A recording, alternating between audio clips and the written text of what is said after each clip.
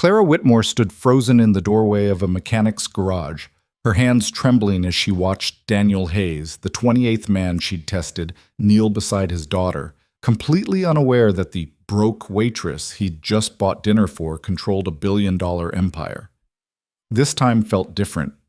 This time, she'd gone too far. Because for the first time in 6 years of elaborate deceptions, Clara had done something she'd sworn never to do. She'd fallen in love with a man who didn't know her real name. If you want to see how far a desperate search for genuine love can push someone, stay with me until the end. And drop a comment with your city. I want to see how far this story travels. The rain hammered against the floor-to-ceiling windows of Clara Whitmore's corner office on the 42nd floor.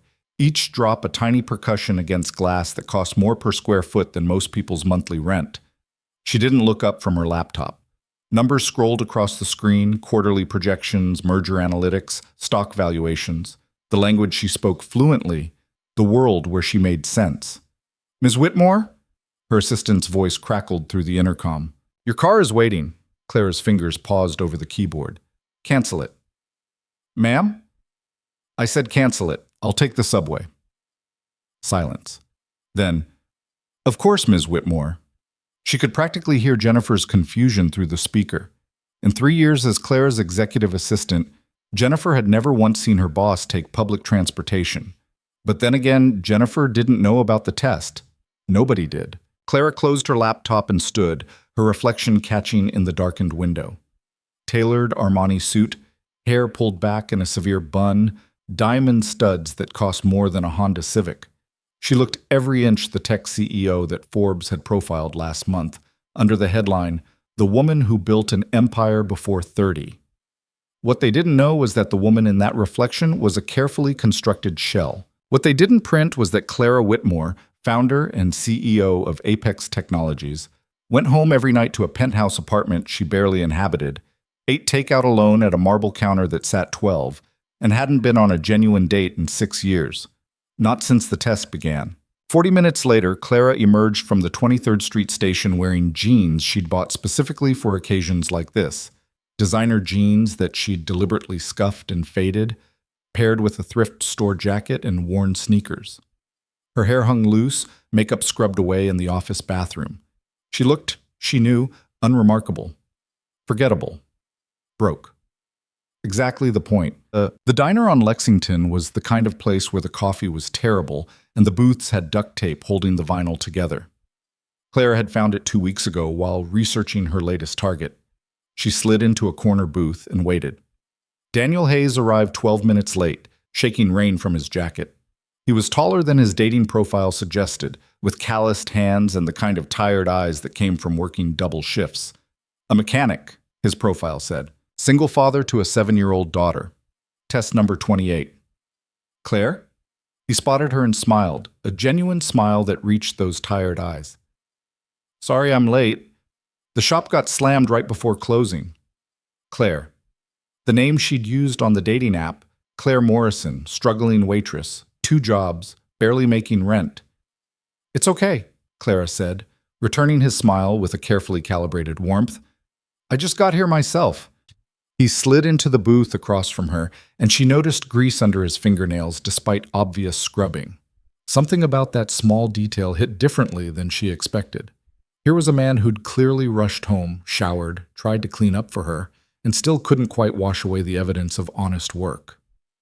"So," Daniel said, glancing at the menu, though he seemed to already know what he wanted. "You work at that diner on 34th, right? How long you been there?" The lies came easily now, after 27 practice runs. "About 8 months. The tips are decent, mostly. You know how it is." He nodded. "Yeah, I do. Worked my way through tech school washing dishes. Sometimes I think my hands still smell like bleach." The waitress appeared.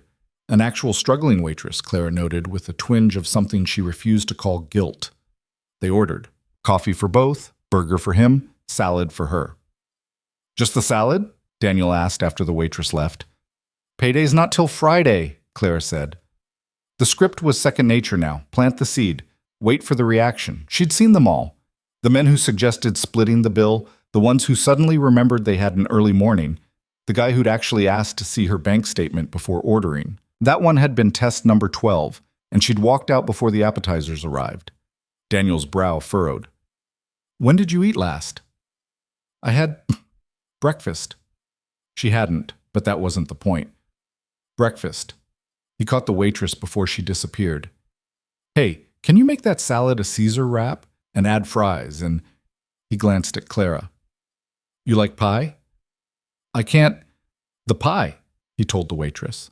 Apple, if you've got it. And another wrap, actually. She can take it home. After the waitress left, Clara stared at him. This wasn't the script. I didn't ask you to. I know. Daniel wrapped his hands around his coffee mug. Look, I've been where you are, working 2 jobs, trying to keep the lights on. Sometimes somebody buying you dinner is the difference between eating and not eating. So let me do this, okay?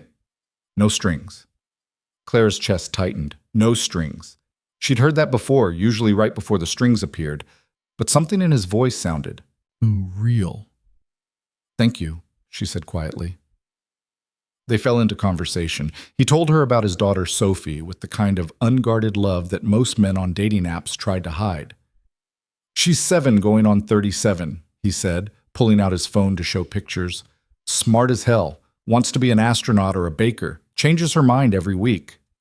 The photo showed a gap-toothed girl with wild curls in her father's eyes, holding up a lopsided birthday cake covered in too much frosting. She made that herself, Daniel said proudly. Tasted like vanilla-flavored sugar, but she was so damn proud. Where's her mom? The question slipped out before Clara could stop it. Too personal for a first date. But Daniel didn't flinch. Not in the picture. Left when Sophie was 2. Said she wasn't ready to be a mother. He shrugged, but Clara caught the old hurt beneath the casual gesture. Her loss. Sophie's the best thing that ever happened to me. The food arrived. Clara ate slowly, hyper-aware of every bite. This was always the crucial moment, after the check came. After whoever was testing saw whether the man actually followed through on his offer to pay. But Daniel was already talking about Sophie's upcoming school play, about the transmission he'd rebuilt that afternoon, about how his neighbor Mrs. Chen kept bringing over too much food. He talked like someone who didn't need to perform, didn't need to prove anything. It unsettled her. What about you? He asked finally. Family. Clara's rehearsed backstory sat ready on her tongue. Dead parents, no siblings. The classic orphan narrative that explained why nobody could fact-check her story. Not really, she said instead, and was startled to realize it was almost true. Her parents were alive but distant, disappointed that their daughter had chosen tech over law, business over family. She'd made her first million at 26, and they'd sent a congratulations card, the kind you could buy at CVS in a pin pack. Daniel nodded, reading something in her face. I get that. Sometimes the family you choose matters more than the one you're born into. The check came. Clara tensed. Daniel reached for it without hesitation, without making a show of it, just picked it up, pulled out a worn wallet, left cash including a generous tip. Done.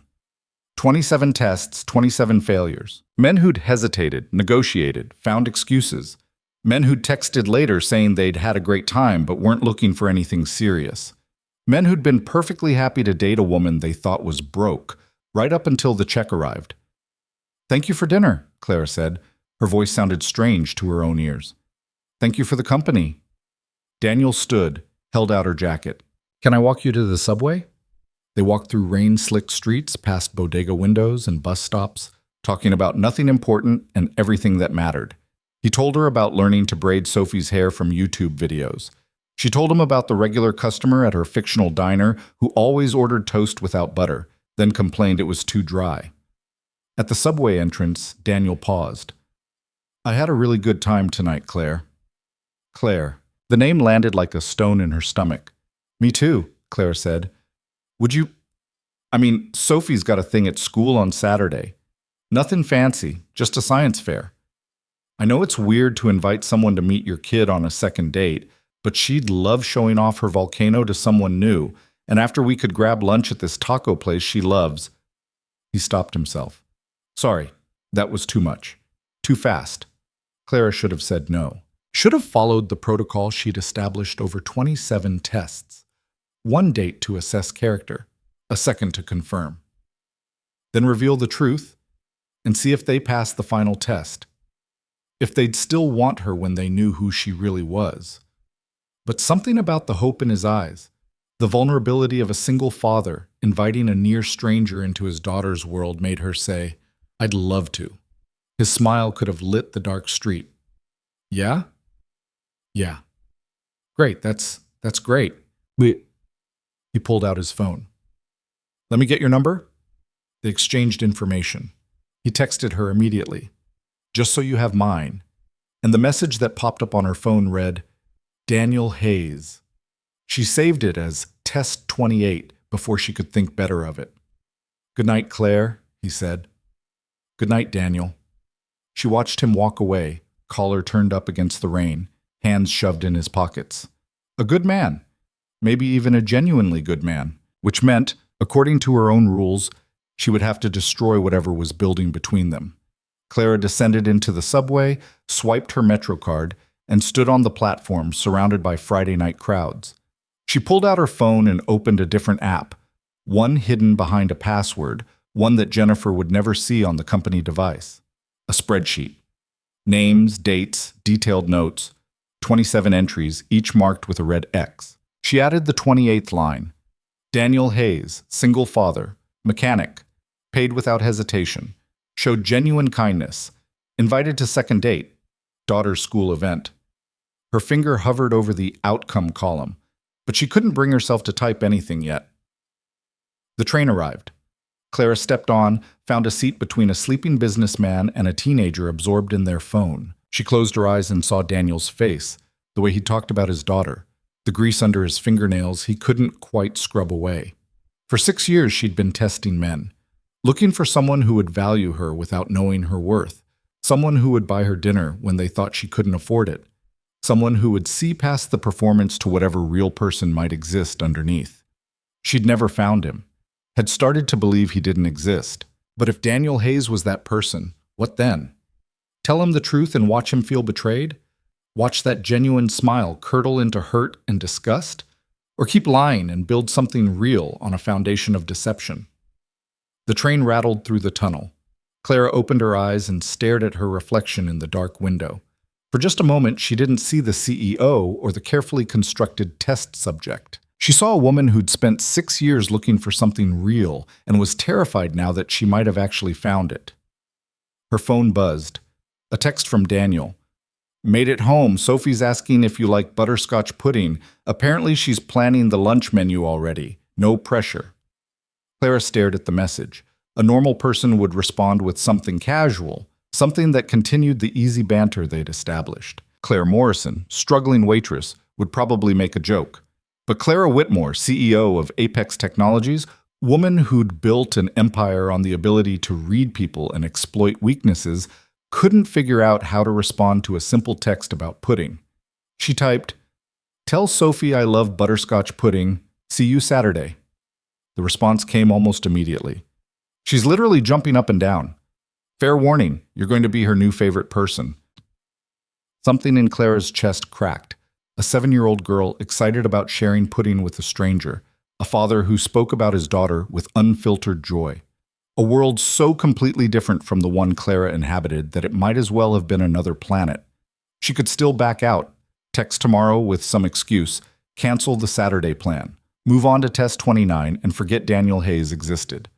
But she didn't. Instead, she rode the train to her stop, walked to her building, nodded to the doorman who called her Ms. Whitmore, and took the elevator to the penthouse that felt more like a hotel room than a home. The marble counter, the untouched dining table, the floor-to-ceiling windows overlooking a city full of people living real lives. Clara dropped her thrift store jacket on a chair that cost more than Daniel probably made in a month. She stood in the center of her perfect, empty apartment and tried to remember the last time she'd felt anything as genuine as the conversation in that shitty diner. She couldn't. Saturday arrived too fast and not fast enough. Clara changed outfits 4 times before settling on jeans and a sweater. Nothing too nice, nothing that would raise questions about how a waitress working 2 jobs could afford designer casual wear. She'd researched the elementary school, mapped the route, prepared answers to potential questions about her fictional life. What she hadn't prepared for was Sophie. The girl materialized the moment Clara walked through the school door, launching herself at Daniel with the kind of total trust that made Clara's throat tight. Is that her? Is that Claire? Dad, is that her? Yes, that's her. Sophie, remember what we talked about? Personal space. But Sophie was already at Clara's side, peering up with curious eyes. Do you really like butterscotch pudding, or were you just being nice? Clara crouched down to Sophie's level, meeting those earnest eyes. I really like it. My favorite. Mine too. Sophie grabbed Clara's hand without hesitation. Come on, you have to see my volcano. It's the best one here. Not to brag, but the other kids' volcanoes are kind of boring. Mine has 3 eruptions. She was pulled through the crowd of parents and students, Daniel trailing behind with an apologetic smile. The gym was packed with science fair projects, solar systems made of styrofoam balls, potato batteries, the inevitable baking soda volcanoes. Sophie's was, Clara had to admit, genuinely impressive. The 7-year-old had constructed an elaborate mountain with multiple chambers, each rigged to erupt in sequence. I wanted to show how composite volcanoes work, Sophie explained, suddenly serious. Like Mount St. Helens, most kids just do the basic eruption, but that's not really accurate to how real volcanoes behave. Clara blinked. Did you research this yourself? Dad took me to the library. We watched videos too, and I read this book about volcanoes and earthquakes and tectonic plates. She said tectonic plates with careful precision, proud of getting the words right. She's been obsessed for 3 weeks, Daniel said, ruffling his daughter's hair. I now know more about pyroclastic flows than I ever thought possible. The demonstration was chaotic and enthusiastic, with Sophie providing running commentary about magma chambers and lava viscosity while baking soda and vinegar erupted in 3 sequential bursts. Other parents gathered to watch, impressed. Sophie beamed, and Clara, standing in an elementary school gym surrounded by science projects and sticky-fingered children, felt something she hadn't experienced in years, the simple pleasure of watching someone share what they loved. After the science fair, they went to the taco place Sophie had mentioned, a hole-in-the-wall spot with plastic tables and the best carnitas Clara had ever tasted. Sophie talked nonstop about her project, about her friend Emma's solar system, about how her teacher said she might get to compete in the district fair. If I win, I get a trophy, Sophie said importantly. I've never had a trophy. Dad has one from bowling, but that's his. You'll get your own trophy someday, Daniel said. Probably a whole shelf of them. You think so? I know so. Clara watched them, the easy affection, the complete lack of performance. This was what she'd been looking for, she realized. Not a man who would pass a test, but a life that was real, messy and loud and full of butterscotch pudding and overflowing enthusiasm about volcanic eruptions. Everything her world wasn't. Claire? Sophie was looking at her expectantly. Sorry, what? I asked if you have kids. No, sweetie, I don't. Do you want kids? Sophie, Daniel said gently. That's a pretty personal question. But I want to know. Sophie turned back to Clara. Because if you and Dad keep hanging out, maybe you could be like part of our family, and then you could come to my school stuff all the time, and we could make volcanoes together, and okay, astronaut, slow down. Daniel's ears had gone red. We've had exactly 1.5 dates. Let's not plan the wedding yet. But Sophie was undeterred. I'm just saying, it would be cool. We've got room. And Mrs. Chen keeps saying Dad needs someone, and I think you're nice and you like pudding, which is very important. Clara's heart hammered. She should deflect. Make a joke. Change the subject. But Sophie's open face, so hopeful and genuine, made the rehearsed responses die in her throat. I think you're pretty cool too, Clara said quietly. Sophie's answering smile was like sunlight. They spent the afternoon at a park, Sophie burning off energy on the playground while Clara and Daniel sat on a bench watching her go down the slide for the 47th time. Sorry about the family planning commentary, Daniel said. I think she's been hoping I'd meet someone.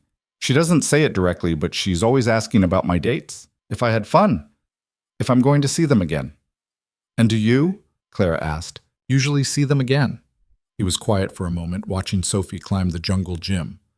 Honestly, not really. Most women aren't exactly thrilled about dating a single dad, and the ones who are, well, they're usually more interested in the idea of playing house than actually dealing with the reality of a 7-year-old who has opinions about everything and occasionally has nightmares and doesn't understand why she can't have ice cream for dinner.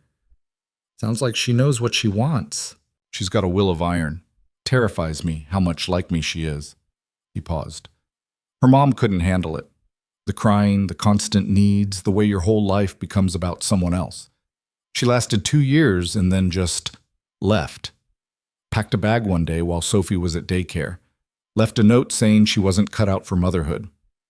The pain in his voice was old but still raw around the edges. Clara found herself wanting to reach for his hand, to offer comfort. She kept her hands in her lap. Sophie doesn't remember her much, Daniel continued. Sometimes she asks questions. I try to be honest without being, bitter, but it's hard. Because I look at Sophie and I can't imagine walking away from her. I can't imagine choosing anything over her. She's lucky to have you, Clara said. I'm lucky to have her. He turned to look at Clara directly. Which is why I'm telling you this now. Because if we keep seeing each other, she's going to get attached. She already is, I can tell. And if this isn't something you want, if you're not interested in the package deal, I need to know now, before she builds you into her world. The honest vulnerability nearly broke her. Here was a man protecting his daughter, even at the cost of potential happiness. Setting boundaries. Showing her exactly who he was and what he needed. A good man. A genuinely good man. And she was lying to him about everything. I like spending time with you, Clara said carefully. With both of you. But I've got some complicated stuff in my life. The truest thing she'd said all day. Things I'm not sure how to talk about yet. Daniel nodded slowly. Okay, I can respect that. Everyone's got a past, as long as you're not, secretly married or running from the law or something. She forced a laugh. Nothing that dramatic. Then we'll take it slow. Figure it out as we go. He smiled. Sophie will be disappointed there's no wedding next week, but she'll survive. Sophie appeared then, grass-stained and breathless. Dad, Claire, they've got ducks. There's a pond and there's ducks, and can we feed them, please? They bought stale bread from a vendor and spent the next hour by the pond, Sophie shrieking with delight every time a duck came close. The afternoon sun slanted through the trees, families sprawled on blankets. Someone was playing guitar badly nearby. Clara watched Daniel show Sophie how to throw the bread so the ducks wouldn't fight over it, his patience infinite, his attention completely focused on his daughter. She watched Sophie's unself-conscious joy, the way she narrated every duck's personality, how she insisted on saving some bread for the shy one who won't come close. This was a life, a real, messy, imperfect life, not the sterile perfection of her penthouse, not the carefully orchestrated power plays of her boardroom, just a man and his daughter and a stranger feeding ducks on a Saturday afternoon. And Clara wanted it with a fierceness that terrified her. When the bread ran out, Sophie declared she was starving again despite the tacos. They stopped at a bodega for snacks, Sophie selecting items with the gravity of a military general. Daniel paid again without fanfare, adding butterscotch pudding to the basket with a wink at Clara. For later, he said. Sophie's convinced it's the key to all good relationships. She might be right, Clara said. Walking back to the subway, Sophie held both their hands, swinging between them. She chattered about the ducks, about her upcoming spelling test, about how her friend Emma was having a birthday party next month, and could Claire come to that too? We'll see, Daniel said diplomatically. At the subway entrance, Sophie hugged Clara goodbye with the casual affection of a child who'd already decided they were friends. See you soon, okay? We could make another volcano, or we could bake something. I'm pretty good at cookies. Dad says I'm getting better at not burning things. Hey now, Daniel protested. It's true. Remember the first batch? They were basically charcoal. After Sophie bounded up the street toward their apartment, Daniel lingered. She really likes you. I really like her, Clara said, and meant it. Good. He hesitated, then leaned in and kissed her cheek, gentle and brief. Talk soon? Yeah, soon. Clara rode the subway home in a daze, Sophie's goodbye hug still warm in her memory, the spot where Daniel had kissed her cheek tingling. She transferred trains twice, lost in thought, barely noticing the Saturday evening crowds. Back in her apartment, she stood at the window and looked out at the city. Somewhere out there, Daniel was probably helping Sophie with homework, making dinner, running a bath. living an entirely real life while Clara stood in her tower, looking down at the world like some modern fairy tale villain. Her phone buzzed. A photo from Daniel, Sophie asleep on the couch, her science fair ribbon clutched in one hand. Crashed hard. Thanks for today. She asked me 3 times if you were going to be her new mom. I told her to slow down, but between you and me, I wouldn't mind seeing where this goes. Clara read the message 5 times. Then she opened her hidden app, pulled up the spreadsheet, and stared at Daniel's entry. 27 red X's above his name. 27 failed tests. She should mark him green. He'd passed every metric she'd established, paid for meals without hesitation, showed genuine kindness, demonstrated character through his relationship with his daughter, met every criterion. But marking him green meant moving to the next phase, meant revealing the truth, meant watching his face change when he learned that Claire Morrison didn't exist, that the woman he'd bought tacos for was actually Clara Whitmore, CEO, the woman he'd probably seen on the news, whose company might be worth more than his entire neighborhood. Her finger hovered over the keyboard. Then she closed the app without updating anything. She'd figure it out tomorrow, next week, eventually. For now, she let herself exist in the space between Claire and Clara, in the moment before the inevitable crash, in the brief window where a single father and his daughter had welcomed her into their world and she hadn't yet destroyed it. Her phone buzzed again. Sophie, using her dad's phone. This is Sophie. Dad doesn't know I have his phone. Do you really like butterscotch pudding, or were you just being nice? It's very important. Circle 1. Really like or just nice? Clara found herself smiling despite everything. She typed back, "This is Claire.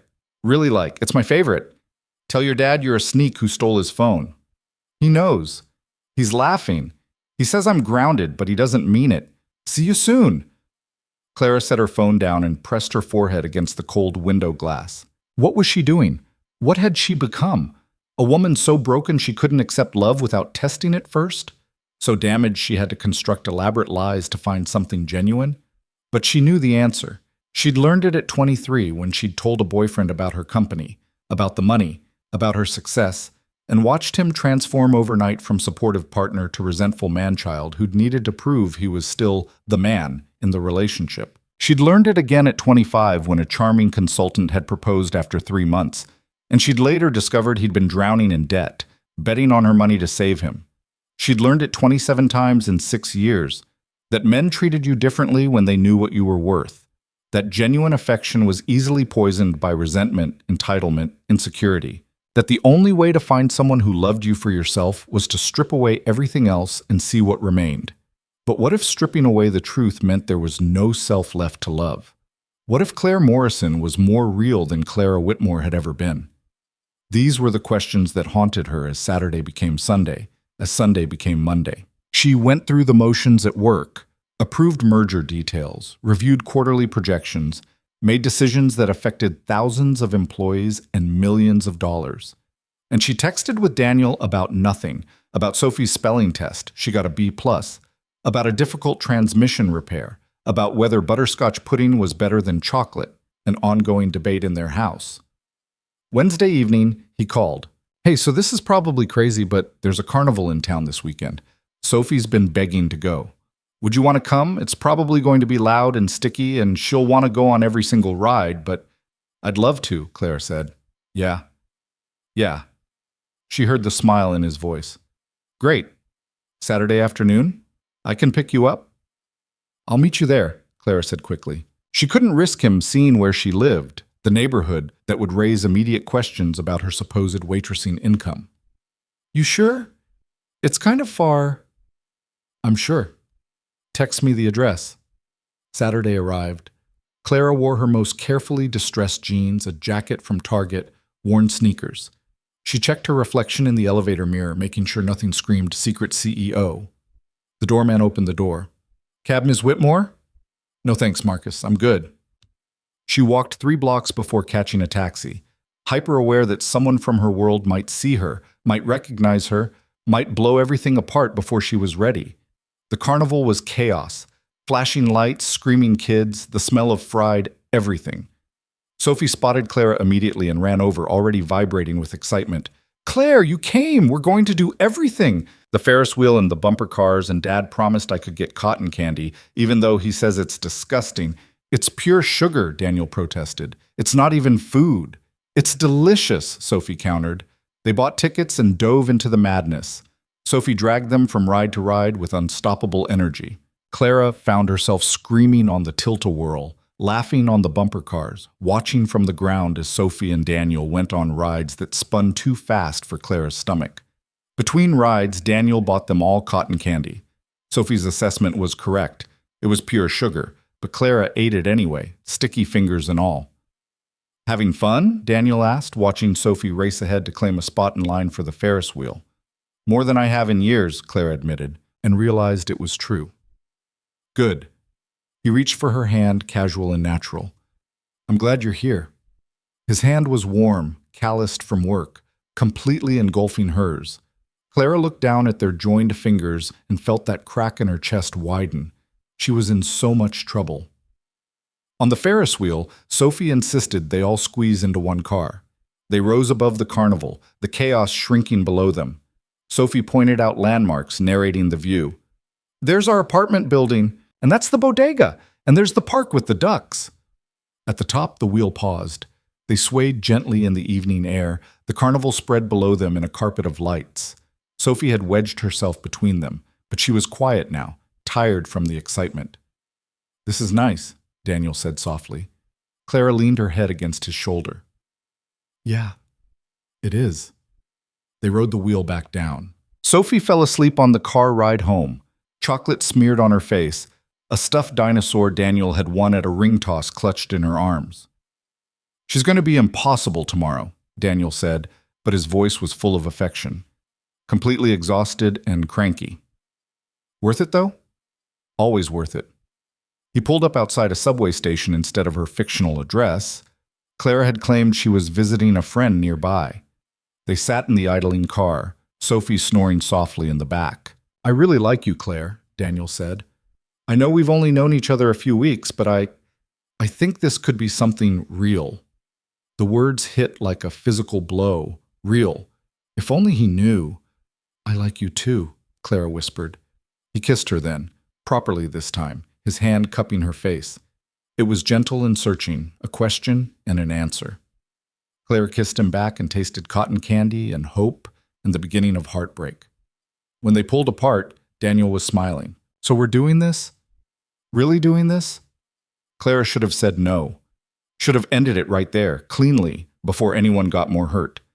Instead, she said, yes, we're really doing this. She walked away from the car feeling like a fraud. Behind her, Daniel drove off with his sleeping daughter, both of them completely unaware that the woman they were welcoming into their lives was built on lies. Clara made it to the subway, down to the platform, onto a train. Then she pulled out her phone and opened the hidden app. 27 red X's. Daniel Hayes' entry. Passes all criteria. Genuine kindness. Character confirmed. Daughter attachment forming. Outcome. Blank.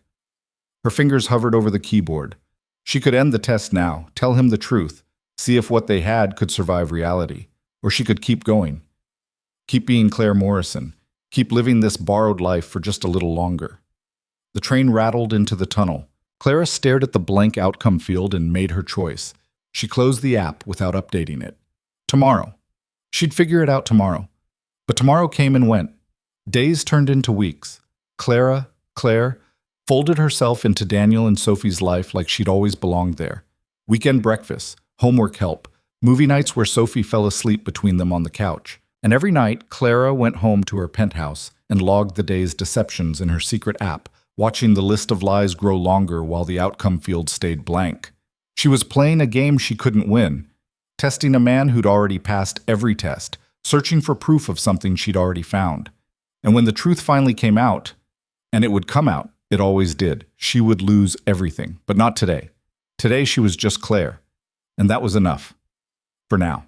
The lies started small, almost innocent. A fictional shift at the diner that explained why Clara couldn't meet on Wednesday evenings, actually board meetings. A made-up coworker named Rita, who covered for her during the lunch rush, actually her CFO, handling quarterly reviews. A landlord who was super strict about visitors, actually a building with a doorman who'd call her Ms. Whitmore the second Daniel walked through the lobby. 3 weeks became 4. 4 became 6. Clara kept a second phone now, a cheap burner she carried during Claire time so Daniel wouldn't accidentally see emails about stock options or merger acquisitions flash across her screen. She changed clothes in office bathrooms, stashed her designer bags in Jennifer's desk drawer, learned to scrub off her makeup so thoroughly that her assistant had asked if she was feeling okay. "I'm fine," Claire had said, avoiding Jennifer's concerned gaze. "Just tired." That much was true. Maintaining 2 complete lives was exhausting, but the alternative, telling Daniel the truth, felt impossible now. Too much time had passed. Too many lies had accumulated. How did you tell someone you'd been deceiving them for weeks? How did you explain that the struggling waitress they'd fallen for was actually a billionaire CEO who'd been testing their character like some twisted social experiment? Sophie's birthday was coming up, 8 years old. She'd been planning it for weeks, updating Daniel and Clara on every detail during their frequent dinners together. "Emma's having a princess party," Sophie announced over Chinese takeout in Daniel's small apartment. "But that's boring. I want a science party. Like, we could do experiments and make slime and maybe build rockets." "Rockets might be ambitious for the living room," Daniel said, serving fried rice onto paper plates. "But the rest sounds doable." Sophie turned to Clara with shining eyes. "Will you help, please? You could help me plan it. We could make it perfect." Clara's throat tightened. "Of course. We'll make it amazing." "Yes," Sophie pumped her fist. "This is going to be the best birthday ever." Later, after Sophie had gone to bed, Clara and Daniel sat on his worn couch, her feet tucked under his leg, his arm around her shoulders. The apartment was tiny, a 2-bedroom in a building that had seen better decades, but it felt more like home than her penthouse ever had. "She's getting attached to you," Daniel said quietly, "in case you haven't noticed." "I've noticed. Is that okay? I know we haven't talked about where this is going, what we are." Clara turned to look at him. In the dim lamplight, his face was open, vulnerable. A man who'd been hurt before, taking another chance, trusting her. The guilt was a physical weight in her chest. "I'm attached too," she said. "To both of you." He kissed her forehead. "Good. Because I'm pretty sure I'm falling in love with you." The words should have made her happy. Instead, they felt like a countdown timer. Tick, tick, tick. Until everything exploded. "Daniel, you don't have to say it back," he said quickly. "I just wanted you to know where I'm at, what this means to me." Clara kissed him instead of answering, pouring everything she couldn't say into the press of her lips against his.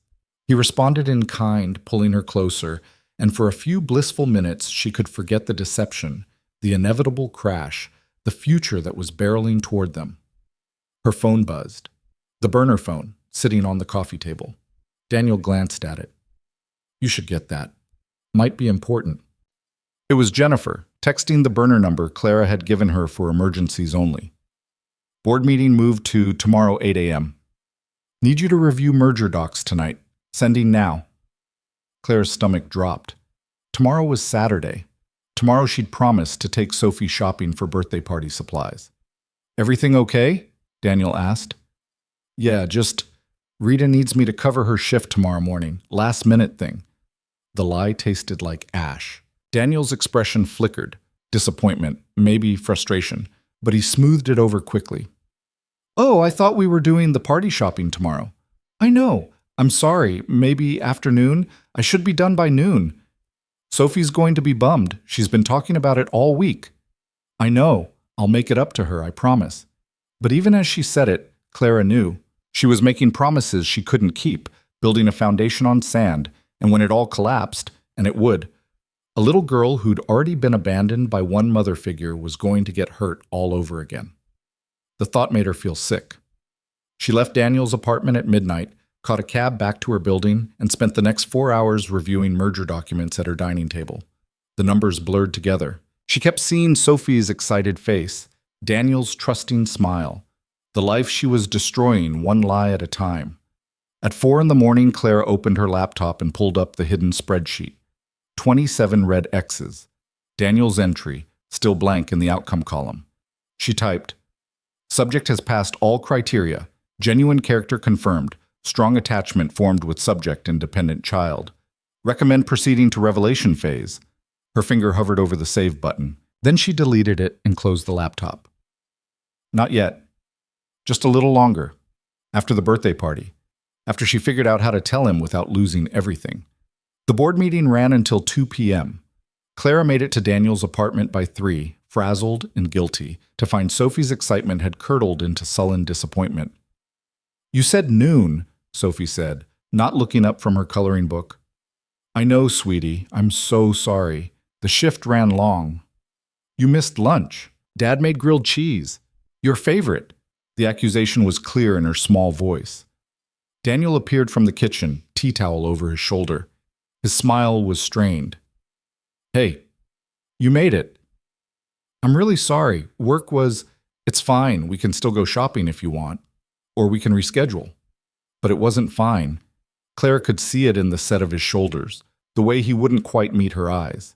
He was disappointed. Not angry, which would have been easier. Just disappointed. They went shopping anyway, the three of them navigating the party supply store with forced cheer. Sophie warmed up eventually, her natural enthusiasm overriding her hurt, but something had shifted. Daniel was quieter than usual, more reserved. In the checkout line, Sophie tugged Claire's sleeve. "You won't miss my party, right? Promise?" "I promise," Claire said, meaning it with everything in her. "Nothing could make me miss your birthday." Sophie studied her face, then seemed satisfied. "Okay. Because it's going to be the best party ever, and you have to be there." They loaded shopping bags into Daniel's car. On the drive back, Sophie chattered about her party plans from the back seat, but Daniel stayed quiet, eyes on the road. Clara reached over and squeezed his hand. He squeezed back but didn't say anything. That night, alone in her penthouse, Clara's real phone rang. Her mother. She almost didn't answer, but guilt, a different kind than she'd been carrying, made her pick up. "Clara, finally. I've been trying to reach you for days." "Sorry, Mom. Work's been busy." "Work is always busy with you." Her mother's voice carried that familiar tone of disapproval wrapped in concern. "Your father and I are in the city next weekend. We'd like to take you to dinner." Next weekend. Sophie's birthday party was next Saturday. "I can't. I have plans." Silence. Then, "Plans? What kind of plans?" "Just personal plans." "Clara, we fly in specifically to see you and you have personal plans? What's more important than family?" Clara closed her eyes. "It's a friend's daughter's birthday party." "A friend?" Her mother's skepticism was palpable. "What friend? You don't have friends, dear. You have business associates." The words stung because they were true, or had been true, before Daniel and Sophie. "I'm sorry, Mom. Can we do Sunday instead?" "We're only in town Saturday night. We have to fly back Sunday morning." A pause. "This isn't like you. What's really going on?" Clara could have told her then. Could have said she'd met someone, that she was trying to have a life outside the company, that maybe her parents had been right to worry about her isolation. Instead, she said, "Nothing's going on. I just can't make it. I'm sorry." After she hung up, Clara sat in the dark and tried to remember the last time she'd chosen personal over professional, the last time she'd prioritized anything except Apex Technologies and the empire she'd built. She couldn't. The week before Sophie's party, things started unraveling. It began with a Forbes reporter who'd gotten Clara's personal cell number somehow. "Ms. Whitmore, I'm doing a follow-up piece on female tech CEOs. I'd love to get your thoughts on..." Clara hung up without answering. But the call rattled her. She'd been so careful, keeping her two worlds separate. But the walls were getting thinner. Then Jennifer cornered her after a meeting. "Clara, I need to talk to you about something." "What's wrong?" "Nothing's wrong exactly. It's just, you've been different lately, distracted, taking calls on a phone I've never seen before, leaving early, coming in late." Jennifer paused. "Is everything okay? Are you sick or something?" "I'm fine." "Because if you need time off, or if something's going on, you can tell me. I'm not just your assistant, I'm your friend. Or I'd like to think I am." The concern in Jennifer's face made Clara's chest tight. When had she become so isolated that her assistant was the closest thing she had to a friend? Except she did have friends now. Daniel, Sophie, a real life that existed outside these walls, a life built on lies. I appreciate that, Clara said carefully, but I'm okay. Really. Jennifer didn't look convinced, but she dropped it. The real crisis came Thursday night. Clara was at Daniel's apartment, helping Sophie practice her spelling words when Daniel's phone rang. He glanced at the screen and frowned. I need to take this work thing. He stepped into his bedroom, closing the door. Clara could hear his voice through the wall, though not the words. His tone was stressed, frustrated. Sophie looked up from her spelling list. Dad's been worried about the shop. What do you mean? His boss is mean. He yells a lot. And Dad said they might have to close because rent went up or something. Sophie returned to her homework, matter of fact. Dad says not to worry, but I can tell he's worried. Clara's mind raced. Financial trouble. Of course. Daniel worked as a mechanic, had a daughter to support, lived in a rent-controlled apartment that was probably still barely affordable. Money would be tight, always tight. Daniel emerged looking tired. Sorry about that. Everything okay? Yeah, just shop drama. He clearly didn't want to talk about it. Sophie, bed in 15 minutes, okay? After Sophie was tucked in, Clara tried again. You sure everything's all right with work? Daniel rubbed his face. The shop's struggling. Rent went up 30%. Owners talking about closing down, which means I'd be out of a job. He laughed without humor. Great timing, right? Just when I thought things were looking up. Clara's mind immediately went to solutions. She could fix this. One phone call, a discreet investment through one of Apex's subsidiary funds. The shop would never need to know where the money came from. But that would mean revealing herself, or creating another lie, another layer of deception. How much do you need? She asked before she could stop herself. Daniel looked at her sharply. What?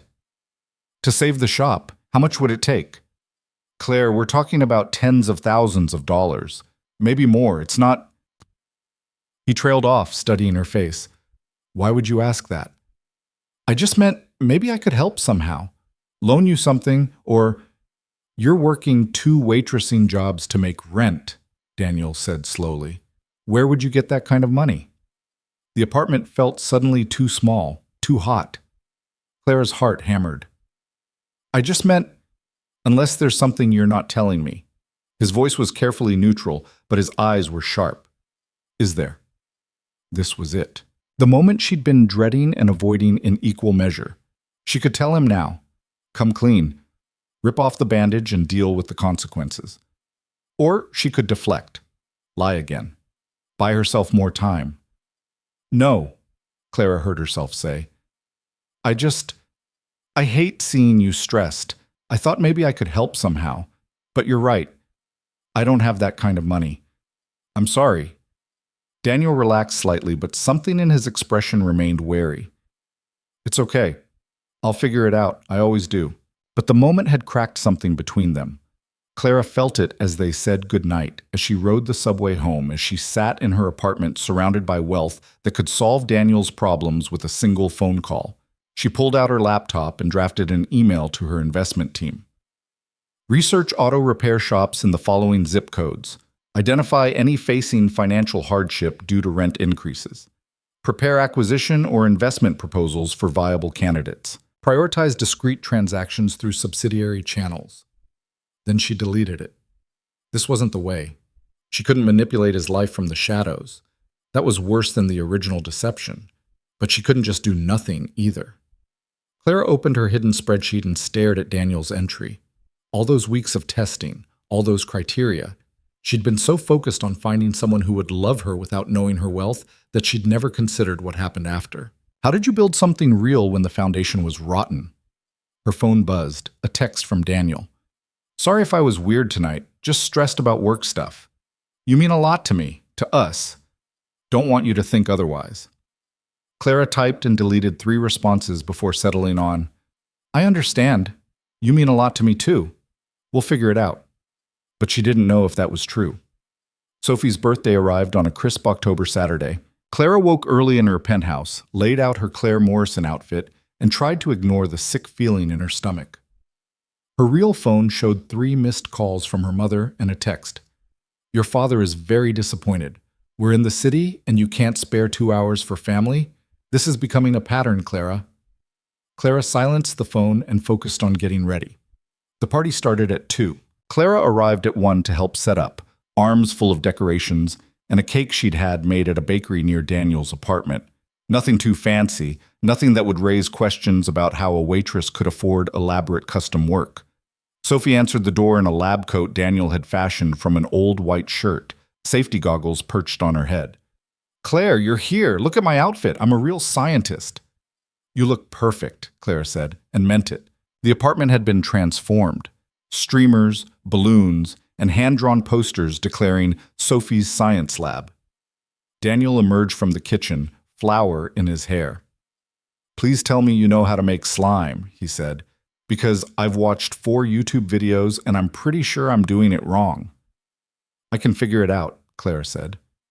They spent the next hour in organized chaos, preparing experiments and activities for 8 excitable second graders. Clara found herself laughing at Daniel's running commentary, his terrible science puns, the way he kept stealing glances at her like he couldn't quite believe she was there. "Thank you," he said during a quiet moment while Sophie was in her room, "for being here, for helping. I know you probably had better things to do on a Saturday."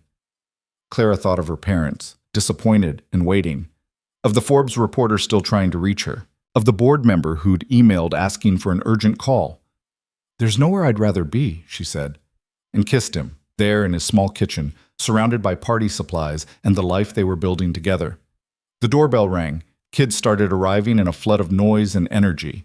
The party was controlled chaos. Experiments that worked and experiments that definitely didn't. Slime that ended up in Sophie's hair. A baking soda volcano that erupted with more enthusiasm than expected and left vinegar stains on the carpet. Clara found herself in the middle of it all, helping kids mix solutions, mediating disputes over who got to pour first, wiping up spills, and laughing at their endless questions. "Are you Sophie's mom?" one little girl asked. Clara froze. "No, she's Dad's girlfriend," Sophie announced proudly, "and she's the best. She helped me with my science fair project, and she likes butterscotch pudding, and she never talks to me like I'm dumb." The simplicity of it, the genuine affection in Sophie's voice, made Clara's eyes burn. "Well, you're very lucky," the little girl's mother said, appearing to collect her daughter. "Sophie talks about you all the time." After the guests left, after the cake was eaten and presents opened, after Daniel had cleaned up the worst of the mess, Sophie crashed on the couch, exhausted and happy. "Best birthday ever," she mumbled, already half asleep. Daniel covered her with a blanket and joined Clara in the kitchen where she was washing dishes. "You didn't have to do that," he said. "I wanted to." They worked in comfortable silence, the kind of easy companionship that came from genuine connection. Clara handed him dishes to dry, and he put them away, and it felt so normal, so domestic, so real. "I love you," Daniel said suddenly. Clara's hands stilled in the soapy water. "What?" "I love you. I know I said it before, but I wanted to say it again, properly, because today, watching you with Sophie, seeing how natural you are with her, how much you care." He set down the dish towel and turned to face her. "I'm in love with you, Claire Morrison. And I think you feel the same way. Claire Morrison." The name hit like a slap. Because Claire Morrison didn't exist. She was a fiction, a test, a lie that had grown into something Clara couldn't control. "Daniel, you don't have to say it back," he said quickly. "I just needed you to know." But Clara did want to say it back, desperately. Because somewhere in the lies and deception, somewhere between testing him and falling for him, she'd done the one thing she'd sworn never to do. She'd fallen in love with someone who didn't actually know her. "I need to tell you something," Clara said. Daniel's expression shifted, becoming guarded. "Okay." This was it. The moment. She'd tell him everything, the company, the money, the tests, all of it. Deal with the consequences. Hope that what they had was strong enough to survive the truth. Clara opened her mouth to confess, and her phone rang. Not the burner phone, her real phone, the one she'd silenced, the one that was supposed to be hidden in her bag.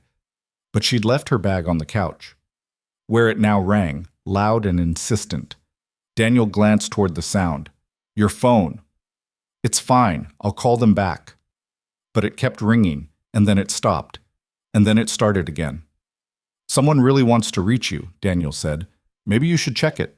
Clara's stomach dropped. It's probably just a spam call. That call's 3 times in a row?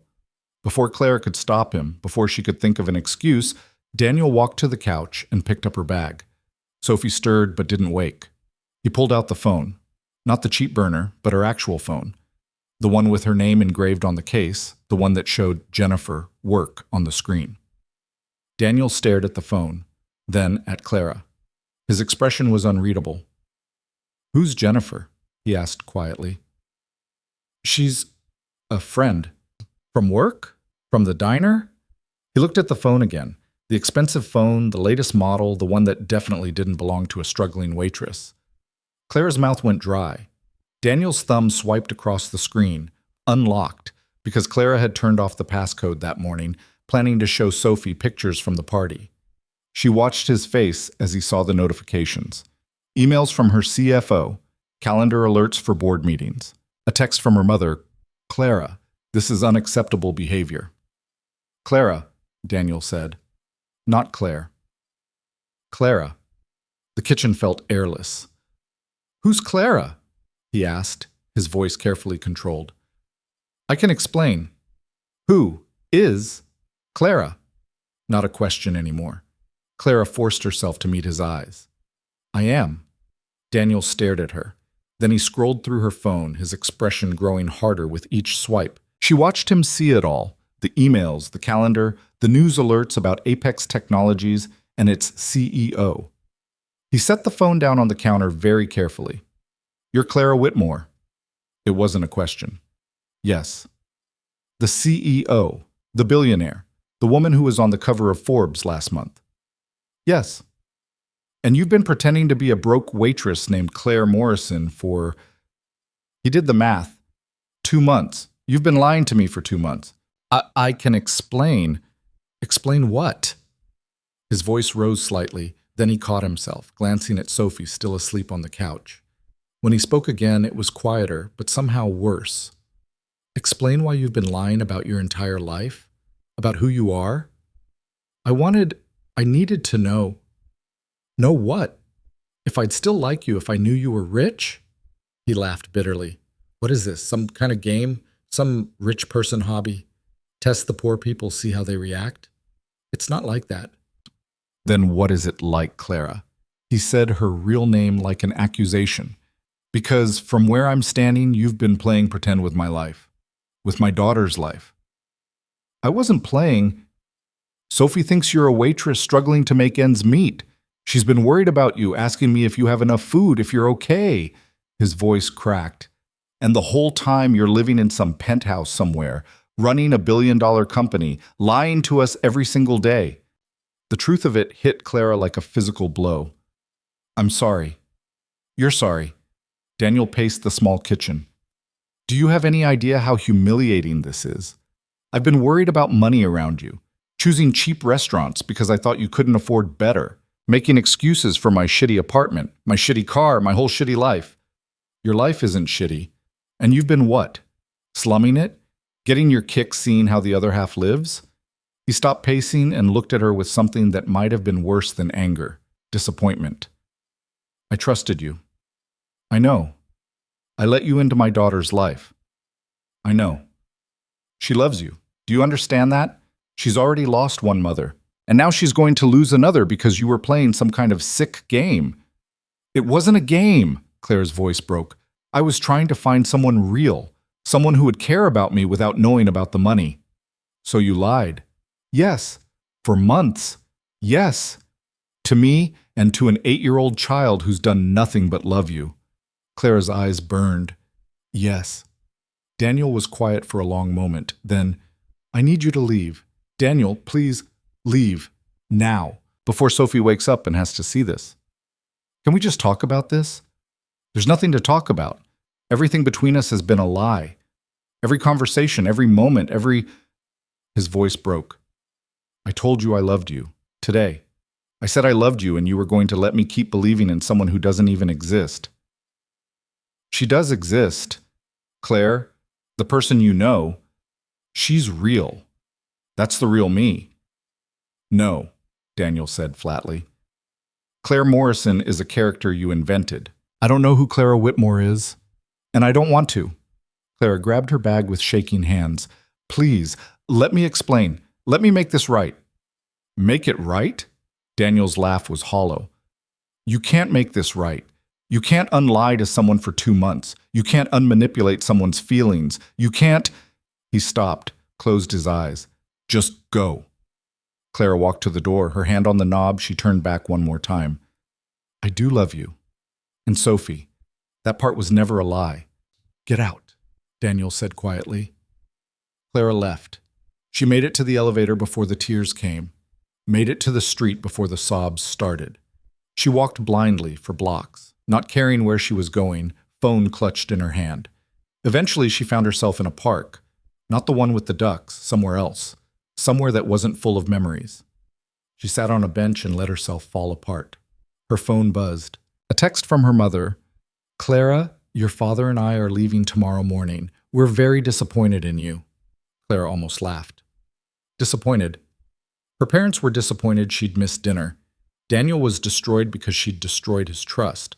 Sophie would wake up tomorrow and ask where Claire was, and Daniel would have to find some way to explain that the woman she'd welcomed into her life had been lying the whole time. Clara had gotten exactly what she'd wanted. She'd found a good man, a genuine man, someone who'd loved her without knowing her worth, and she'd obliterated it with her own fear and paranoia and need for control. She pulled up the hidden spreadsheet on her phone. 27 red X's, 27 failed tests. She marked Daniel's entry green. Subject passed all criteria. Genuine character confirmed. Test concluded. Outcome: total failure due to tester's deception. Relationship destroyed. Then she deleted the entire spreadsheet, the app, everything. 6 years of tests, gone. What was the point? She'd proven only one thing, that she was so damaged, so broken, that she'd sabotage anything real rather than risk getting hurt. Clara sat on that bench as afternoon faded to evening, as the park emptied around her, as her perfect, controlled life shattered into something she couldn't fix with money or power or clever manipulation. Somewhere across the city, Daniel was probably putting Sophie to bed, explaining that Claire wouldn't be coming around anymore. And Sophie, who'd already been abandoned once, would have to learn that sometimes adults you trusted turned out to be liars. Claire's phone died. She sat in the dark and thought about the look on Daniel's face, the hurt, the betrayal. She'd spent 6 years searching for proof that genuine love existed, and when she finally found it, she'd been too broken to recognize it for what it was. Eventually, Clara's legs went numb from sitting on the cold bench. She stood, swayed slightly, and started walking. The streets were mostly empty now, the weekend crowds having retreated indoors. She walked without destination, her dead phone useless in her pocket, her carefully constructed Claire Morrison outfit feeling like a costume she couldn't take off. She ended up at an all-night diner, not the one where she'd met Daniel, somewhere anonymous and fluorescent. A tired waitress who actually was struggling to make ends meet brought coffee without being asked. Clara wrapped her hands around the cup and stared at nothing.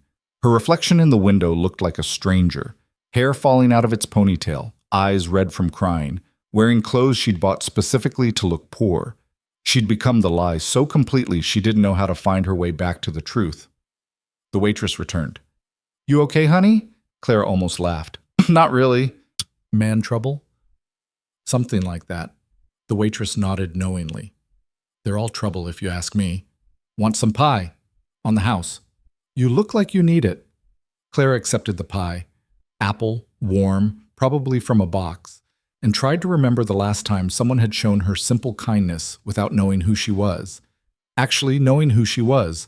Not the carefully constructed test subject, not the powerful CEO, just a broken woman in a diner at midnight. She couldn't remember. When she finally made it home, charged her phone in a cab, ignored 17 missed calls, it was past 2 in the morning. The penthouse felt cavernous and cold. She stood at the window and looked down at the city, at all those lives happening in the buildings below. Real lives. Honest lives. Her phone buzzed constantly, her mother calling again, Jennifer, texting worried messages. A board member asking about Monday's meeting. Nothing from Daniel.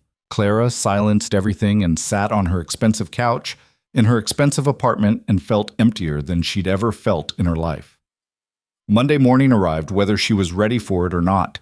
Clara dragged herself to the office, armored herself in a sharp suit and perfect makeup, and tried to pretend her world hadn't imploded over the weekend. Jennifer took one look at her and said, "What happened?" "Nothing." "Clara, I've worked for you for 3 years. I know when something's wrong." "I said it's nothing." Too sharp. Clara softened her voice. "I'm fine. What's on the schedule?"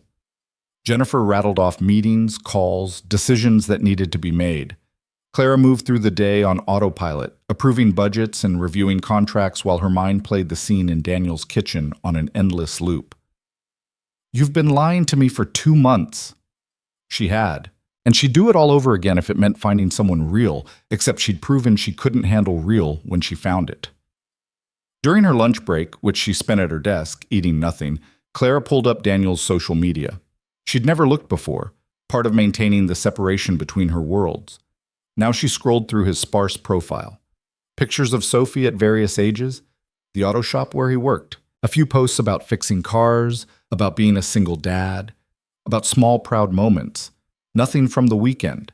No post about being betrayed, no cryptic status about trusting the wrong person. Just silence. Claire closed the browser and tried to focus on work. Failed, tried again, failed again. By Wednesday, Jennifer staged an intervention. "Okay, that's it," she said, closing Clara's laptop mid-email. "You've been a zombie for 3 days. You missed the Henderson call, which you never do. You approved a budget that was clearly wrong and I had to fix it. And you've eaten maybe 1 meal since Monday. What is going on?" Clara's carefully maintained composure cracked. "I ruined everything." "What?" And suddenly it was all pouring out. The tests, Daniel, Sophie, the lies, the explosion. Everything she'd been holding in for 3 days came out in a rush while Jennifer listened with increasingly wide eyes. When Clara finally finished, Jennifer was quiet for a long moment. Then she said, "Okay, so let me get this straight. You've been secretly dating a mechanic while pretending to be broke." "Yes." "For 2 months." "Yes." "And you didn't tell him who you really were because you were testing his character." "I know how it sounds." "It sounds completely insane," Jennifer said bluntly. "Clara, what were you thinking?" "I was thinking I wanted someone who would love me for me." "But he didn't love you for you.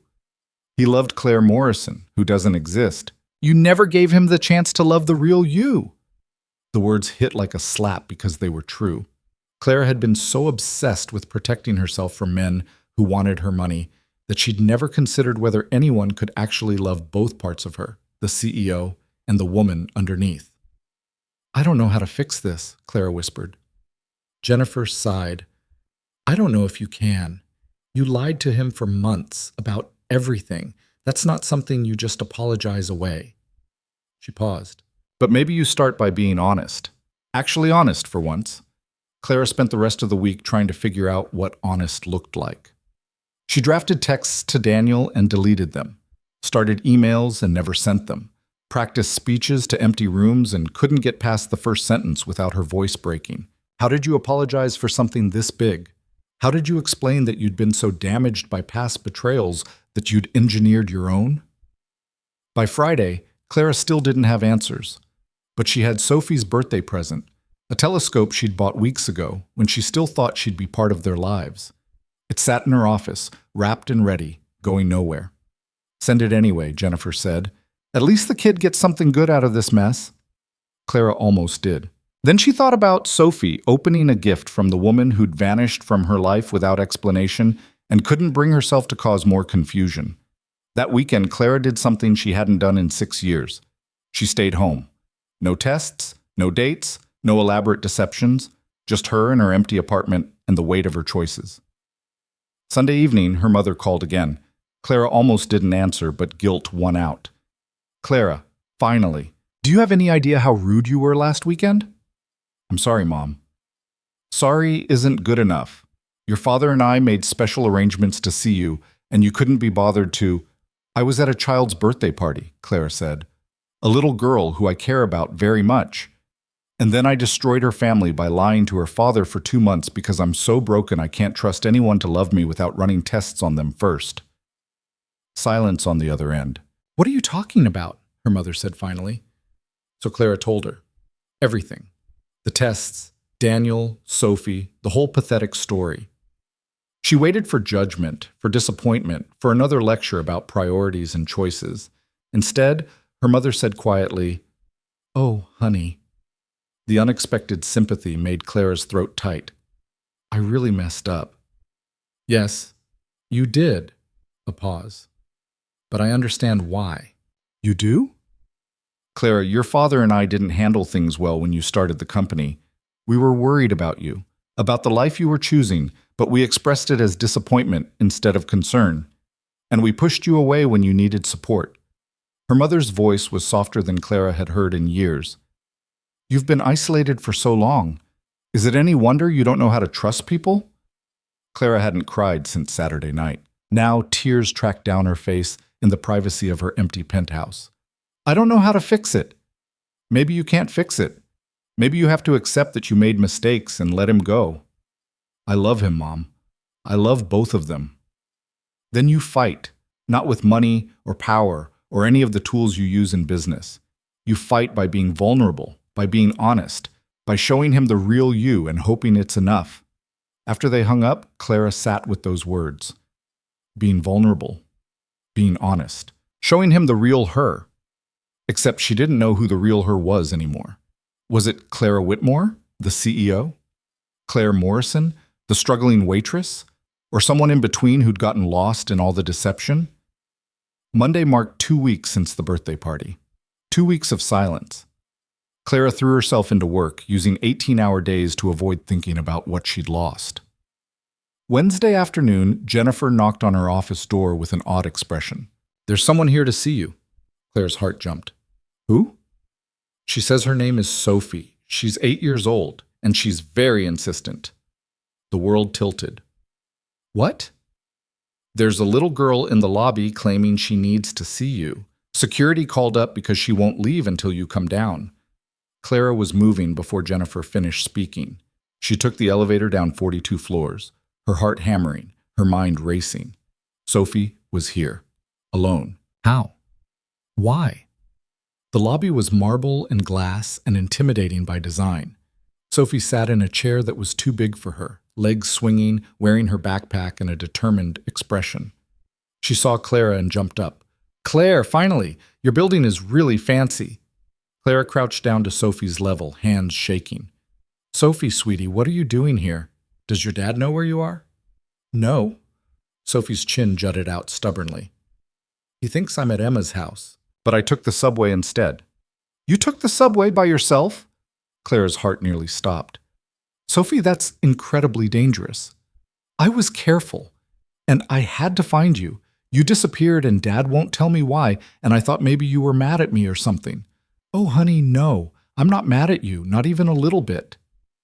"Then why did you leave?" Sophie's eyes were wide and confused. "Did I do something wrong? Was my birthday party not good enough? Dad said you were busy, but I think he's lying because he gets this voice when he lies and—" "Sophie," Claire's voice cracked, "you didn't do anything wrong. I promise. I'm the one who messed up." "So why can't you just say sorry? That's what I have to do when I mess up." If only it were that simple. Clara glanced around the lobby. Business people in suits, security guards watching them with interest, the whole gleaming facade of her corporate world. "It's complicated," Clara said. "That's what adults always say when they don't want to explain stuff." Sophie crossed her arms. "I'm not a baby. You can tell me the truth." The truth. Clara looked at this brave, stubborn little girl who'd navigated the subway system alone to find her, and realized she deserved honesty. Maybe the only honest thing Clara had left to give. "Okay, the truth is I lied to your dad about who I am, about a lot of things, and when he found out, he was really hurt, so he asked me to leave." Sophie processed this. "What did you lie about?" "I told him I was someone I'm not. I pretended to be poorer than I am. I work here." Clara gestured at the building around them. "And I didn't tell him because I wanted to see if he'd like me anyway." "That's dumb," Sophie said bluntly. Clara almost laughed. Yeah, it was. So tell him you're sorry and you won't lie anymore. That's what I do with Emma when we fight. Your dad is really hurt, Sophie. Sometimes sorry isn't enough. But you love him, right? And he loves you. I can tell. He's been sad since you left. He doesn't laugh at my jokes anymore, and he burned dinner twice. Sophie's expression was earnest. If you both love each other, you should be together. That's how it works. Clara's eyes burned. It's not always that simple. Why not? Because adults were complicated and damaged and carried baggage that 8-year-olds couldn't understand.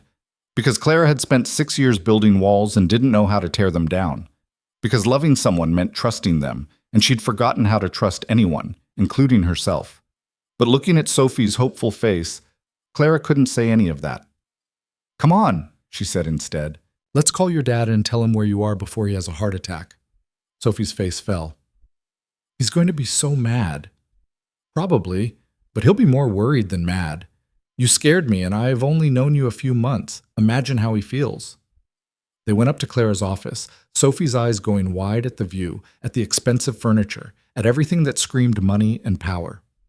Jennifer brought hot chocolate while Clara called Daniel. He answered on the first ring. Sophie? Sophie, where are you? Emma's mom said you never showed up, and Daniel, it's me, Clara. Sophie's with me. Dead silence. Then, what? She's safe. She's in my office. She took the subway here by herself. She what? His voice was strangled. Put her on, now! Clara handed Sophie the phone. The little girl's confidence evaporated instantly. Hi, Dad, I'm sorry. I just wanted to...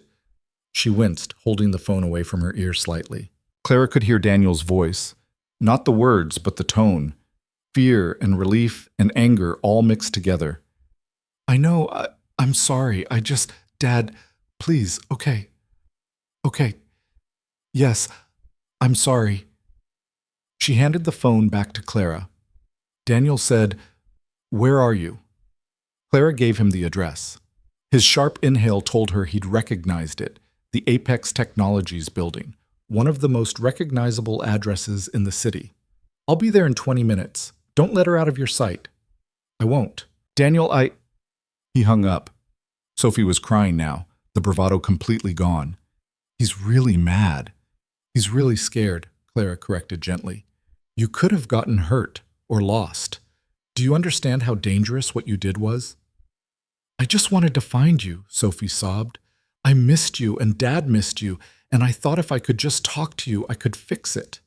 Clara pulled the little girl into a hug, feeling her small body shake with tears. Oh, sweetie, this isn't yours to fix. This is grown-up stuff. Complicated, messy grown-up stuff. But I don't want you to be gone forever, Sophie said into Clara's shoulder. You were supposed to be part of our family. The words broke something in Clara's chest. She held Sophie tighter and let herself cry too, both of them clinging to each other in the middle of Clara's pristine office, while Jennifer discreetly closed the door to give them privacy. 20 minutes later, Clara's desk phone buzzed. Ms. Whitmore, there's a Daniel Hayes here to see you. He seems quite agitated. Send him up. Clara wiped her eyes, helped Sophie clean up her face. They were both red-eyed and blotchy when Daniel burst through the office door. He saw Sophie, and the relief on his face was palpable. Then he saw Clara, and his expression hardened. Sophie, come here, now! Sophie ran to him. He crouched down, hands on her shoulders, checking her over like he needed physical proof she was okay. Are you hurt? Did anything happen? Did anyone bother you? I'm fine, Dad. You are not fine. You are in so much trouble. What were you thinking? The subway alone? You're 8 years old. I wanted to see Claire. I don't care. You don't run off without telling me. You don't lie about where you're going. Do you understand how scared I was? His voice broke. Sophie, I thought something happened to you. I thought... He pulled her into a fierce hug, and Clara watched this man who'd been so calm and steady completely fall apart over his daughter's safety. I'm sorry, Sophie said again, crying.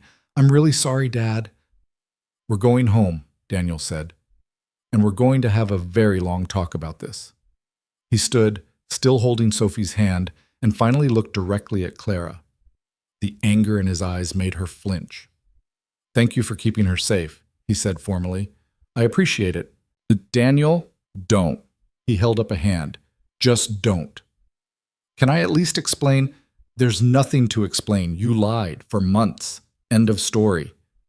It's not that simple. Actually, it is that simple. He turned to leave, then stopped. And Sophie, you don't contact Claire again. You don't go looking for her. She's not part of our lives anymore. Do you understand? Sophie's face crumpled, but she nodded. Daniel headed for the door. Clara stood frozen, watching them leave, watching everything she'd wanted disappear down the hallway. Then Sophie pulled away from her father and ran back to Clara. Wait, she said. I forgot something. She wrapped her arms around Clara's waist in a fierce hug. I'm sorry I got you in trouble, but I'm not sorry I came. I wanted you to know someone still cares about you, even if Dad won't admit he does too. Clara hugged her back, unable to speak past the lump in her throat. Daniel appeared and gently extracted his daughter. Sophie now. I love you, Claire, Sophie said as her father led her away. Even if your real name is Clara and you live in a fancy building. They left. The office door closed behind them.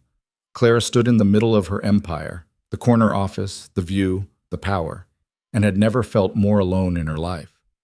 Jennifer appeared with tissues. That was rough. She came looking for me, Clara said numbly. An 8-year-old kid took the subway alone because she wanted to fix things. Kids are braver than adults sometimes. They don't know enough to be cynical yet. Clara sank into her chair.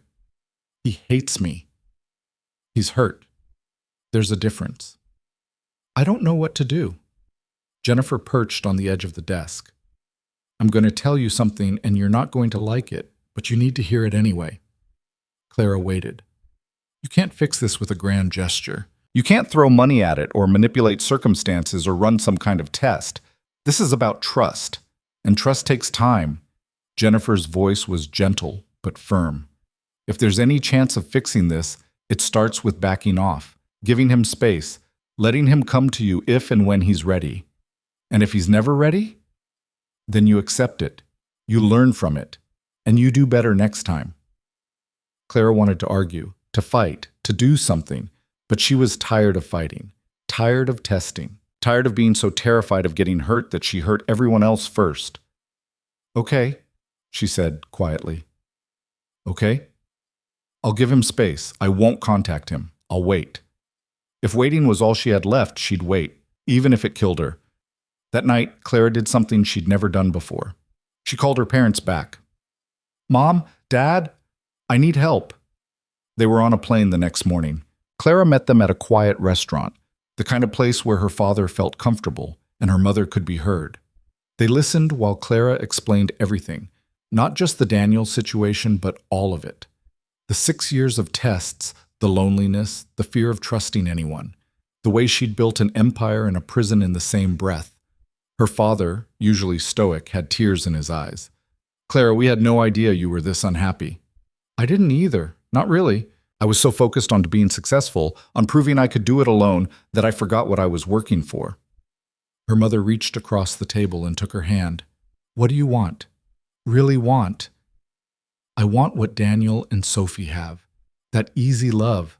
That trust. I want to come home to something more than an empty apartment. I want... Claire's voice broke. I want to be someone's person. Not their CEO or their meal ticket or their test subject. Just their person. Then you have to learn to be vulnerable, her father said. To let people see you, the real you, not the armor you wear to board meetings. I don't know how. Neither did we, her mother admitted. We've spent 30 years being closed off and professional and wondering why our daughter keeps us at arm's length. Maybe we can all learn together. They talked for hours, really talked, for the first time in years, about Clara's childhood, about her parents' own struggles with intimacy and trust, about the way success could isolate you if you let it. I might have lost him, Clara said as they were leaving, for good. Maybe, her father said, but at least you found yourself. That's worth something. Clara wasn't sure she agreed, but it was a start. The next week was quiet. Clara worked, went home, worked some more. No tests, no dates, no elaborate schemes. Just existing in her own life and trying to figure out who she was without the walls she'd built. She started therapy, real therapy, not the corporate counseling Apex provided. A woman who specialized in trauma and trust issues and didn't care that Clara was a CEO. You've been running tests because you want proof that love exists, her therapist said during their third session. But love isn't something you can prove. It's something you have to risk. I did risk, and look what happened. You risked while hedging your bets. You wanted the security of knowing you could walk away if things went wrong. That's not the same as real vulnerability. Clara hated how accurate that was. Days passed, then weeks. Clara didn't contact Daniel, didn't show up at his apartment, didn't engineer any chance meetings. She gave him space like Jennifer suggested, even though every day felt like holding her breath underwater. Then, 3 weeks after Sophie's visit, Clara's office phone rang. "Ms. Whitmore, there's a Mr. Hayes here to see you. He doesn't have an appointment, but he says it's personal." Clara's heart stopped. "Send him up." She stood behind her desk, hands shaking, trying to prepare for whatever was about to happen. The door opened. Daniel stepped into her office and stopped, taking it all in. The view, the furniture, the visible markers of wealth and power. "So this is where you work," he said. "Yes." He walked to the window, looked down at the city 42 floors below. Clara waited, afraid to speak, afraid to breathe. "Sophie's grounded for a month," Daniel said finally. "No TV, no sleepovers, extra chores. She's also written you an apology letter for running away and worrying everyone." "She doesn't need to apologize to me." "Yeah, she does. What she did was dangerous and wrong." He turned to face her. "But she was right about one thing. This is complicated grown-up stuff, and she shouldn't be caught in the middle of it." "I never meant for her to be." "But she is. Because that's what happens when you lie to people. The damage spreads." He shoved his hands in his pockets. "I've been thinking about what you said, about wanting someone to love you without knowing about the money." Clara waited. "And I get it. I do. I've been the guy who was used before. Not for money, but for other things. Stability, instant family, whatever." He paused. "But you know what the difference is between me and you? What? When I got hurt, I learned to be more careful. You learned to stop being honest." He met her eyes. "You didn't give me a chance, Clara. You didn't trust me enough to see if I could handle the truth. You made the choice for me." "I know." "Do you? Because I keep thinking about all those moments, the dinners I paid for while you were secretly a billionaire, the conversations about money stress while you could buy my building with pocket change, the way I worried about you making rent." His voice was tight. "I feel like an idiot." "You're not an idiot. I'm the one who... I'm not done." He took a breath. "But I also keep thinking about Sophie's science fair, about the carnival, about the way you looked at her when she fell asleep on the couch. And I don't think you were faking that." Clara's eyes burned. "I wasn't. That was all real." "Was it? Because I don't even know who you are. Is Clara the real you, or was Claire? Or are you someone else entirely?" "I don't know," Claire admitted. "I've spent so long being who I needed to be, tough CEO, fake waitress, whoever, that I lost track of who I actually am." "Then figure it out," Daniel said. "Because I can't be with someone who doesn't even know herself. And Sophie can't have another person in her life who's going to disappear when things get hard." "I won't disappear." "You already did. The second things got real, you were gone." Clara flinched. "That's not fair. You threw me out." "Because you'd been lying to me for months. What was I supposed to do?" "Trust that I had reasons." "Trust?" Daniel's laugh was bitter. "That's rich coming from you. You don't trust anyone. That's the whole problem." They stared at each other across the expensive office, years of hurt and fear and broken expectations crackling between them. Then Clara did something she had never done before. She told the complete truth. "You're right. I don't trust people. I've been tested my whole life. By men who wanted my money, by business partners who wanted my connections, by people who saw dollar signs instead of a person. And I got tired of it. So I started testing them back, looking for someone who would pass, who would prove they were different." Her voice shook. "And when I found you, when I found someone genuinely good, I was so terrified of losing it that I sabotaged everything. Because losing you while pretending to be Claire was easier than risking you loving Clara and leaving anyway." Daniel's expression softened slightly. "That's really messed up." "I know. You need therapy." "I'm in therapy." "Good." He was quiet for a moment. I'm not saying I forgive you. I don't. Not yet. Maybe not ever. Clara's heart sank. But Sophie misses you, and I... He trailed off, then started again. I miss you too. The you I thought I knew, anyway. And I keep wondering if that person exists at all, or if she was just fiction. She exists, Clara said urgently. Claire Morrison was me. Maybe the most honest version of me I've been in years. Because when I was with you and Sophie, I wasn't performing. I was just there, present, real. Except for the massive lies. Except for that. Daniel rubbed his face, looking exhausted. I don't know what to do with this. With you. With any of it. Neither do I. They stood in silence, the weight of everything unsaid pressing down between them. Finally, Daniel said, I should go. I just wanted to, I don't know, see you. See if there was anything left worth saving. Is there? Clara asked, barely breathing. He looked at her for a long moment.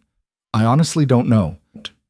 Then he left, and Clara was alone again in her tower, watching the city lights blink on as night fell, wondering if she'd just been given a second chance or a final goodbye. Clara didn't sleep that night. She replayed the conversation with Daniel over and over, dissecting every word, every pause, every inflection in his voice. I don't know wasn't a no, but it wasn't a yes either. It was limbo, and limbo was somehow worse than rejection. Thursday morning brought another crisis. Jennifer appeared in Clara's office at 7 a.m. looking frazzled. The Henderson merger is falling apart. They want to renegotiate terms. Conference call in 30 minutes. Clara pulled herself together, pushed everything personal into a box, and became the CEO again. The call lasted 3 hours. By the end, she'd salvaged the deal, but it cost Apex an additional $12 million and a significant concession on intellectual property rights. That was brutal, Jennifer said afterward. But you pulled it off. Clara stared at the contract terms on her screen. A year ago, she would have fought harder, negotiated better, walked away if necessary. Today, she just wanted it over with so she could go back to thinking about Daniel. I'm losing my edge, she said. You're distracted. There's a difference. In this business, there's no difference. Jennifer closed the office door and sat down uninvited. Okay, real talk. You've been a mess for a month. You're making mistakes. You're not sleeping. You need to either fix this thing with Daniel or let it go, because you can't keep existing in between. He said he doesn't know if there's anything worth saving. What did you say? Nothing. What could I say? I destroyed everything. Jennifer was quiet for a moment. Then, you know what I think? I think you're so used to controlling outcomes that you can't handle a situation where the other person gets to decide.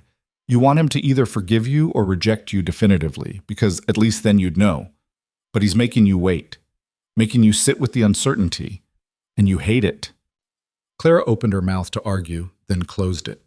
Because Jennifer was right. The not knowing was killing her. She'd spent her entire adult life mitigating risk, running scenarios, maintaining control. This, waiting for someone else to decide her fate, was torture. So what do I do? You wait.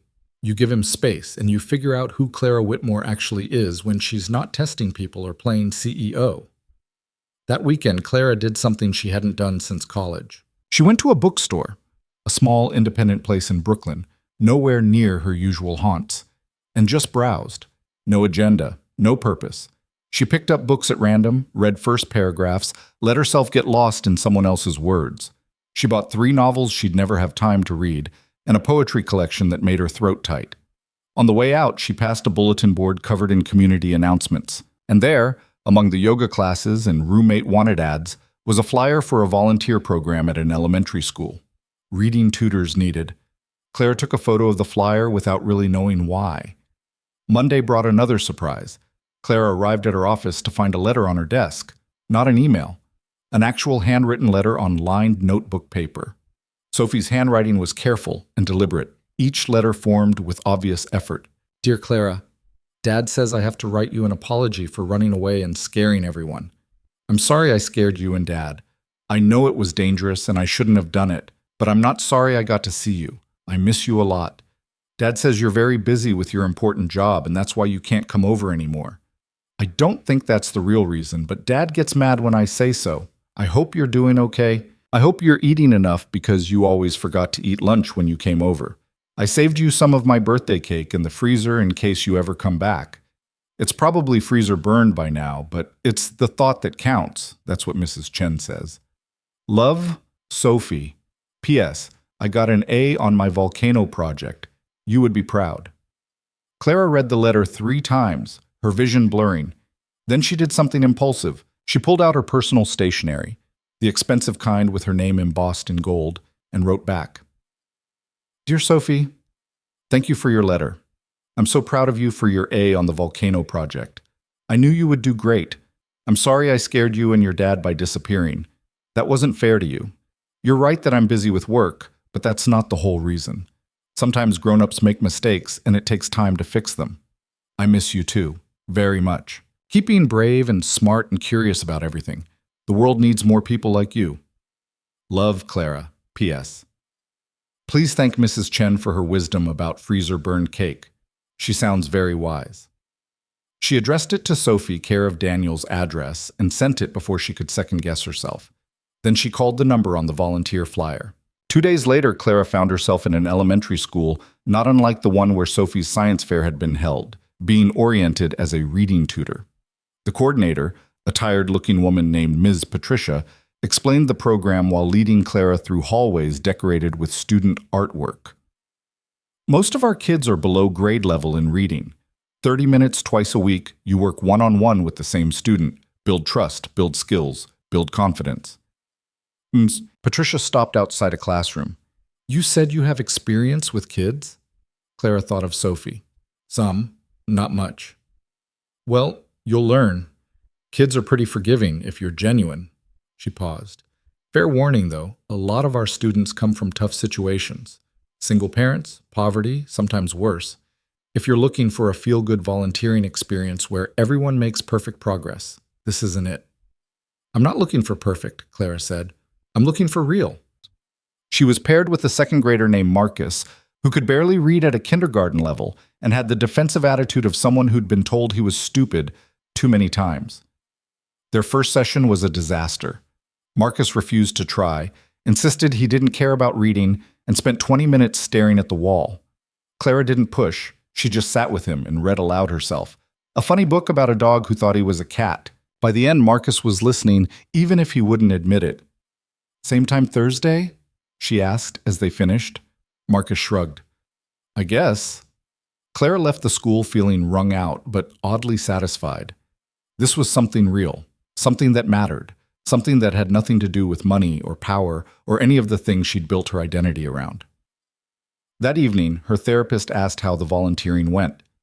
It was hard, Clara admitted. This kid is so defensive, so convinced he can't do it. Sounds familiar. Clara looked up sharply. What's that supposed to mean? You've spent 6 years convinced you couldn't find genuine love. So convinced that you sabotaged it when you found it. Maybe you and Marcus have more in common than you think. The observation stung because it was accurate. Clara had been defending herself for so long she'd forgotten how to be open. How do I fix that? She asked. Same way you'll help Marcus learn to read. Patience, consistency, showing up even when it's hard, trusting the process instead of demanding immediate results. A week passed, then 2. Clara fell into a new rhythm. Work, therapy, volunteering, home. No tests, no dates, just existing in her own life and slowly, painfully, learning who she was without the armor. Marcus was still defensive, but showing up consistently. By their 3rd session, he was willing to try sounding out simple words. By the 5th, he was actually engaged, competitive even, wanting to prove he could do it. You're getting better at this, Ms. Patricia observed one afternoon. You've got good instincts with kids. Clara thought of Sophie's letter, still in her desk drawer at work. I had a good teacher. She'd sent the letter to Sophie 2 weeks ago and heard nothing back. She told herself that was okay, that she'd done it for Sophie, not for a response. But she checked her mail every day anyway, hoping. 3 weeks after Daniel's visit to her office, Clara was working late when her phone rang. An unknown number. She almost didn't answer, then something made her pick up. Clara Whitmore. heavy breathing. Then a small, terrified voice. Clara, it's Sophie. I don't know what to do. I can't find my dad. Clara's heart stopped. Sophie, what's wrong? Where are you? I'm at home. Dad was supposed to pick me up from Emma's house, but he never came. Emma's mom brought me here, but nobody's home, and I don't have a key, and it's dark, and her voice broke into sobs. Clara was already moving, grabbing her coat, heading for the elevator. Okay, sweetie, listen to me. I need you to stay exactly where you are. What's your address? Sophie recited it through tears. Clara had been there dozens of times as Claire, but she plugged it into her phone's GPS anyway, already flagging down a cab. I'm coming to get you right now. I'm 10 minutes away, maybe less. Can you stay on the phone with me? Yes, please don't hang up. I won't, I promise. Clara gave the driver the address and an extra $100 to speed. Sophie, have you tried calling your dad? It goes straight to voicemail. Clara, what if something bad happened? What if he's hurt? Clara's mind raced through possibilities, none of them good. Daniel was religious about picking Sophie up. Something was very wrong. I'm sure he's okay. Maybe his phone died. Maybe he got stuck at work. Even as she said it, Clara was texting Jennifer. Need you to track down Daniel Hayes, last known location auto repair shop on Amsterdam. Call police for wellness check if necessary. I'm scared, Sophie whispered. I know, baby, but I'm almost there. I can see your street now. The cab pulled up to find Sophie sitting on the front steps of the building, small and alone in the gathering dark. Clara was out of the car before it fully stopped, running to her. Sophie crashed into her arms, sobbing. Clara held her tight, one hand in the girl's hair, the other rubbing her back. I've got you, you're safe. I've got you. Where's my dad? I don't know yet, but we're going to find him. I promise. Clara's phone buzzed. Jennifer. Police dispatched to shop. We'll update when I hear something. Clara made a decision. Come on, we're going to wait at my place. It's warmer and I have hot chocolate and we can keep trying to reach your dad. She expected resistance, but Sophie just nodded, exhausted from fear and crying. Clara bundled her into the cab and gave her own address. The doorman's eyes widened when Clara walked into her building with a tear-stained 8-year-old, but he was professional enough not to comment. Good evening, Ms. Whitmore. In the elevator, Sophie hiccuped. This is where you really live? Yeah. It's really fancy. It's really empty, Clara said honestly. The penthouse looked different with Sophie in it. Too big, too cold, too much like the mausoleum Clara had been living in. She got Sophie settled on the couch with a blanket and made hot chocolate in a kitchen that rarely got used for actual cooking. Here, she handed Sophie the mug. Careful, it's hot. Sophie cradled it in both hands, staring into the liquid. What if Dad's really hurt? What if he was in an accident? Then the police will find him and help him. But let's not think the worst yet, okay? Clara's phone rang. Jennifer. She stepped into the kitchen to answer. Okay, so the police went to the shop. It was closed. They tracked down the owner at home, a guy named Mike. He said Daniel left hours ago for a parts run to a supplier in Jersey. Mike tried calling him when he didn't come back and got voicemail.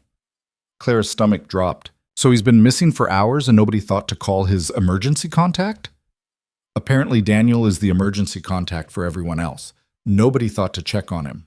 Jennifer paused. But there's more. Mike mentioned Daniel was stressed lately. Money problems. The shop's closing next month and Daniel's been looking for new work. Mike thought maybe he just said screw it and took off early.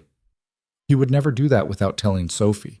I know. Which is why I already called the New Jersey State Police. They're checking the route. Clara closed her eyes. Thank you.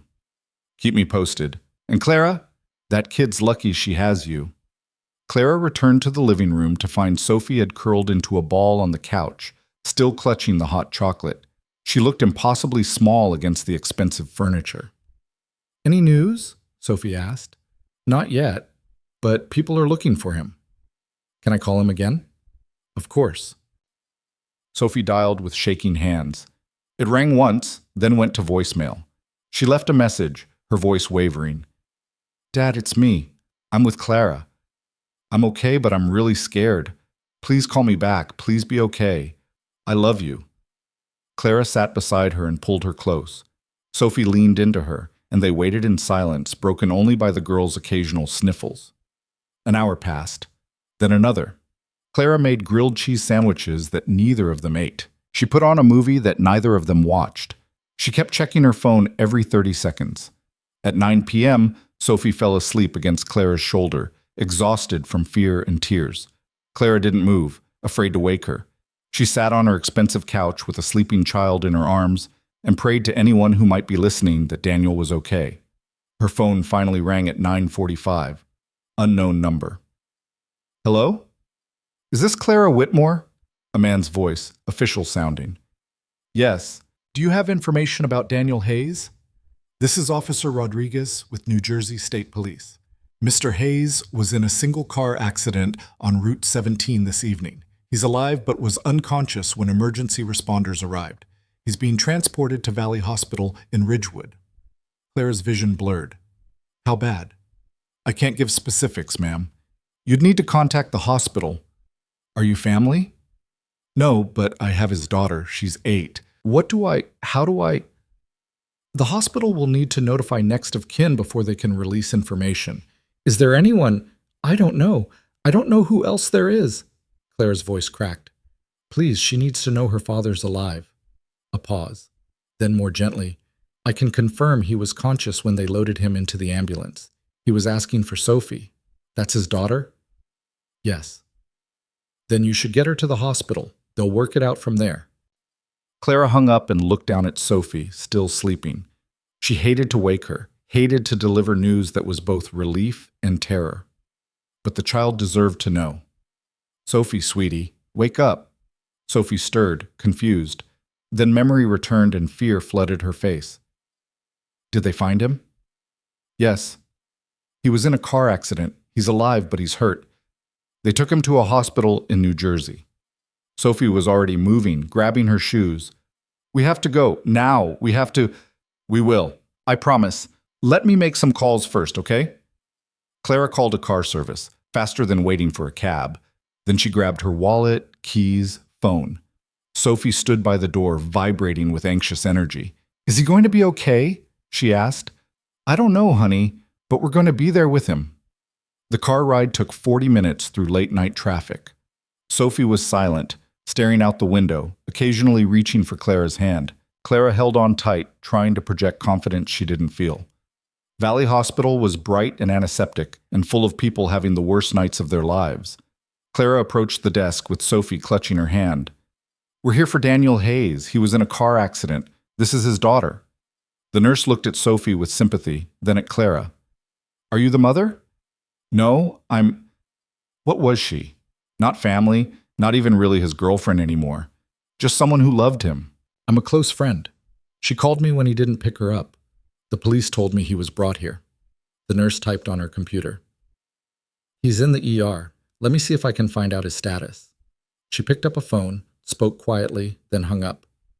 Okay, he's conscious. Doctor's with him now, but I can only let immediate family back. I'm his daughter, Sophie said. I'm immediate. I know, sweetheart, but you're a minor. We need an adult family member. She doesn't have anyone else, Clara said. Her father is all she has. Please. The nurse hesitated, clearly bending rules in her head. Then she made a decision. Room 7, down the hall, second left. But you, she pointed at Clara, you're her guardian for the purposes of this visit. Understood? Understood. Thank you. They found room 7 behind a curtain. Clara pulled it back slowly. Daniel was on a bed, IV in his arm, bandage on his forehead, looking pale and battered, but alive. His eyes were closed. Then Sophie made a sound, something between a sob and his name, and his eyes opened. Sophie? She ran to him, and he caught her in a careful hug, wincing but holding on tight. I'm okay. I'm okay, baby. I'm sorry I scared you. I thought you were dead. I couldn't find you, and nobody knew where you were, and... She dissolved into sobs against his chest. I know. I'm sorry. My phone died, and I lost control of the car. Hit a guardrail. He smoothed her hair. But I'm okay. Concussion, some bruised ribs, but I'm okay. Then he looked past Sophie and saw Clara standing in the doorway. Something complicated crossed his face. Surprise, confusion, maybe gratitude. You brought her. She called me. She was alone and scared, and I—" Clara's voice broke. "I came as fast as I could." "Thank you," he said quietly. A doctor appeared, clipboard in hand. "Mr. Hayes, we need to keep you overnight for observation. The concussion was significant enough that we want to monitor you. Is there someone who can stay with your daughter?" Daniel looked at Sophie, then at Clara. There's no one else. My neighbor, maybe, but I'll stay with her," Clara said immediately. "Clara, you don't have to." "Yes, I do." She met his eyes. "If you'll let me. I'll take care of her tonight. Bring her back tomorrow, whatever you need." Daniel was clearly struggling with accepting help from her after everything. But looking at Sophie's tear-stained face, he didn't have much choice. "Okay? Thank you." The doctor nodded. "Visiting hours are over in 10 minutes. You'll need to say goodnight." Those 10 minutes were excruciating. Sophie didn't want to leave her father's side, terrified something would happen if she wasn't watching. Daniel finally convinced her by promising to call Clara's phone every hour so Sophie could check on him. "Every hour," Sophie insisted. "Even if you're sleeping." Even if I'm sleeping, I promise." Clara gently extracted Sophie from the room. In the hallway, the little girl looked back one more time, then buried her face in Clara's side and cried. They took a cab back to the city. Sophie was exhausted but too wired to sleep. Back at Clara's penthouse, she showered and borrowed one of Clara's t-shirts as pajamas. It hung on her like a dress. "I've never had a sleepover in a penthouse before," Sophie said, attempting normalcy. "First time for everything." Clara made up the guest room, a space that had never been used, with sheets that still had creases from the package. Sophie climbed into the too-big bed and looked impossibly small. "Will you stay?" she asked. "Until I fall asleep?" Clara sat on the edge of the bed. "Of course. I was really scared tonight. When I couldn't find Dad when you weren't answering your phone at first, I thought I was alone." "You're not alone. You'll never be alone." Sophie was quiet for a moment. Then, "Why did you and Dad stop being together?" Clara had known this question was coming. She'd hoped to avoid it, but Sophie deserved honesty. "I lied to your dad about who I was, about important things, and when he found out, he was really hurt. He didn't trust me anymore." "Do you still love him?" "Yes." "Does he still love you?" Clara's throat tightened. "I don't know." "I think he does. He's been really sad since you left. Mrs. Chen says people don't get that sad unless they really care about someone." Mrs. Chen sounds very wise. "She is. She also makes really good dumplings." Sophie yawned. "Clara, I'm glad you came to get me tonight, even if Dad's still mad at you. I'll always come if you need me. Always." Sophie's eyes were already closing. Within minutes, she was asleep. Clara sat there for a long time, watching this brave little girl breathe, thinking about everything that had happened.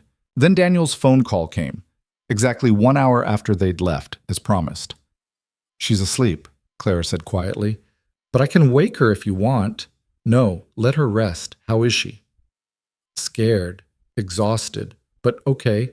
Clara paused. "How are you?" "Sore, stupid. I should have charged my phone before I left. Should have told someone where I was going. Should have—" He stopped. "Thank you for taking care of her." "You don't have to thank me." "Yeah, I do. You dropped everything to help a kid who's not even yours. After everything that happened between us, you still came." Clara's eyes burned. "Of course I came. I love her, and I—" She stopped herself. "You what?" "Nothing. Just focus on getting better. We'll be there tomorrow to pick you up." After hanging up, Clara checked on Sophie one more time, then retreated to her own room. She should sleep, but her mind was racing. Daniel had said thank you, had acknowledged what she'd done. Was that forgiveness? Or just gratitude? She thought about Sophie's question. "Does he still love you?" Clara didn't have an answer. But tonight, for the first time in weeks, she'd been exactly where she needed to be. She'd shown up. She'd been honest. She'd done the right thing without expecting anything in return. Maybe that was what love actually looked like. Not tests or proof or guarantees, just showing up when it mattered. Her phone buzzed. A text from Daniel. "By the way, Sophie called you first when she was scared and alone. Not the neighbor, not Emma's mom. You. I don't know what that means exactly, but I thought you should know. Clara read the message 3 times before responding. It means she trusts me, and I'll spend the rest of my life proving she was right to. She lay in bed staring at the ceiling, listening to the quiet sounds of someone else in her apartment, the first time in 6 years that this space felt less like a museum and more like a home. Morning came too early. Clara woke to find Sophie in her doorway wearing the oversized t-shirt and a worried expression. Did Dad call? Every hour like he promised. He's doing fine. They made breakfast together. Clara's cooking skills were limited, but she could manage scrambled eggs and toast. Sophie picked at her food, anxious to get back to the hospital. Can we go now? Hospital visiting hours start at 9. We've got an hour. That hour felt endless.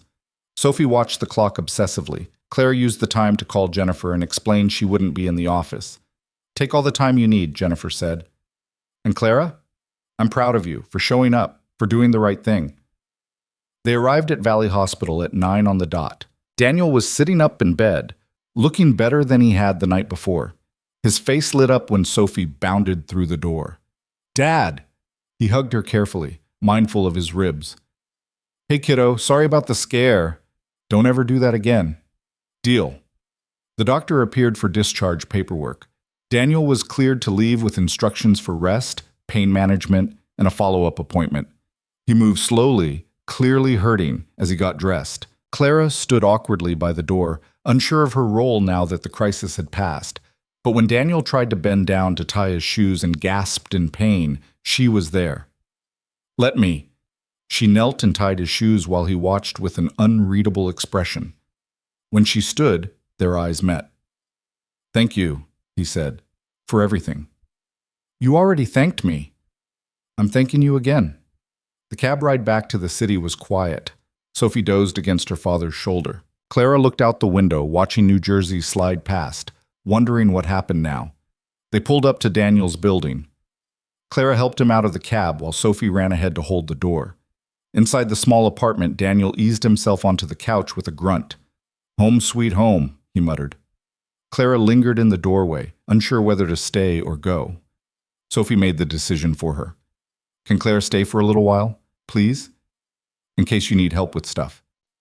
Daniel looked at Clara, then at his daughter, then sighed. Yeah, okay, for a little while.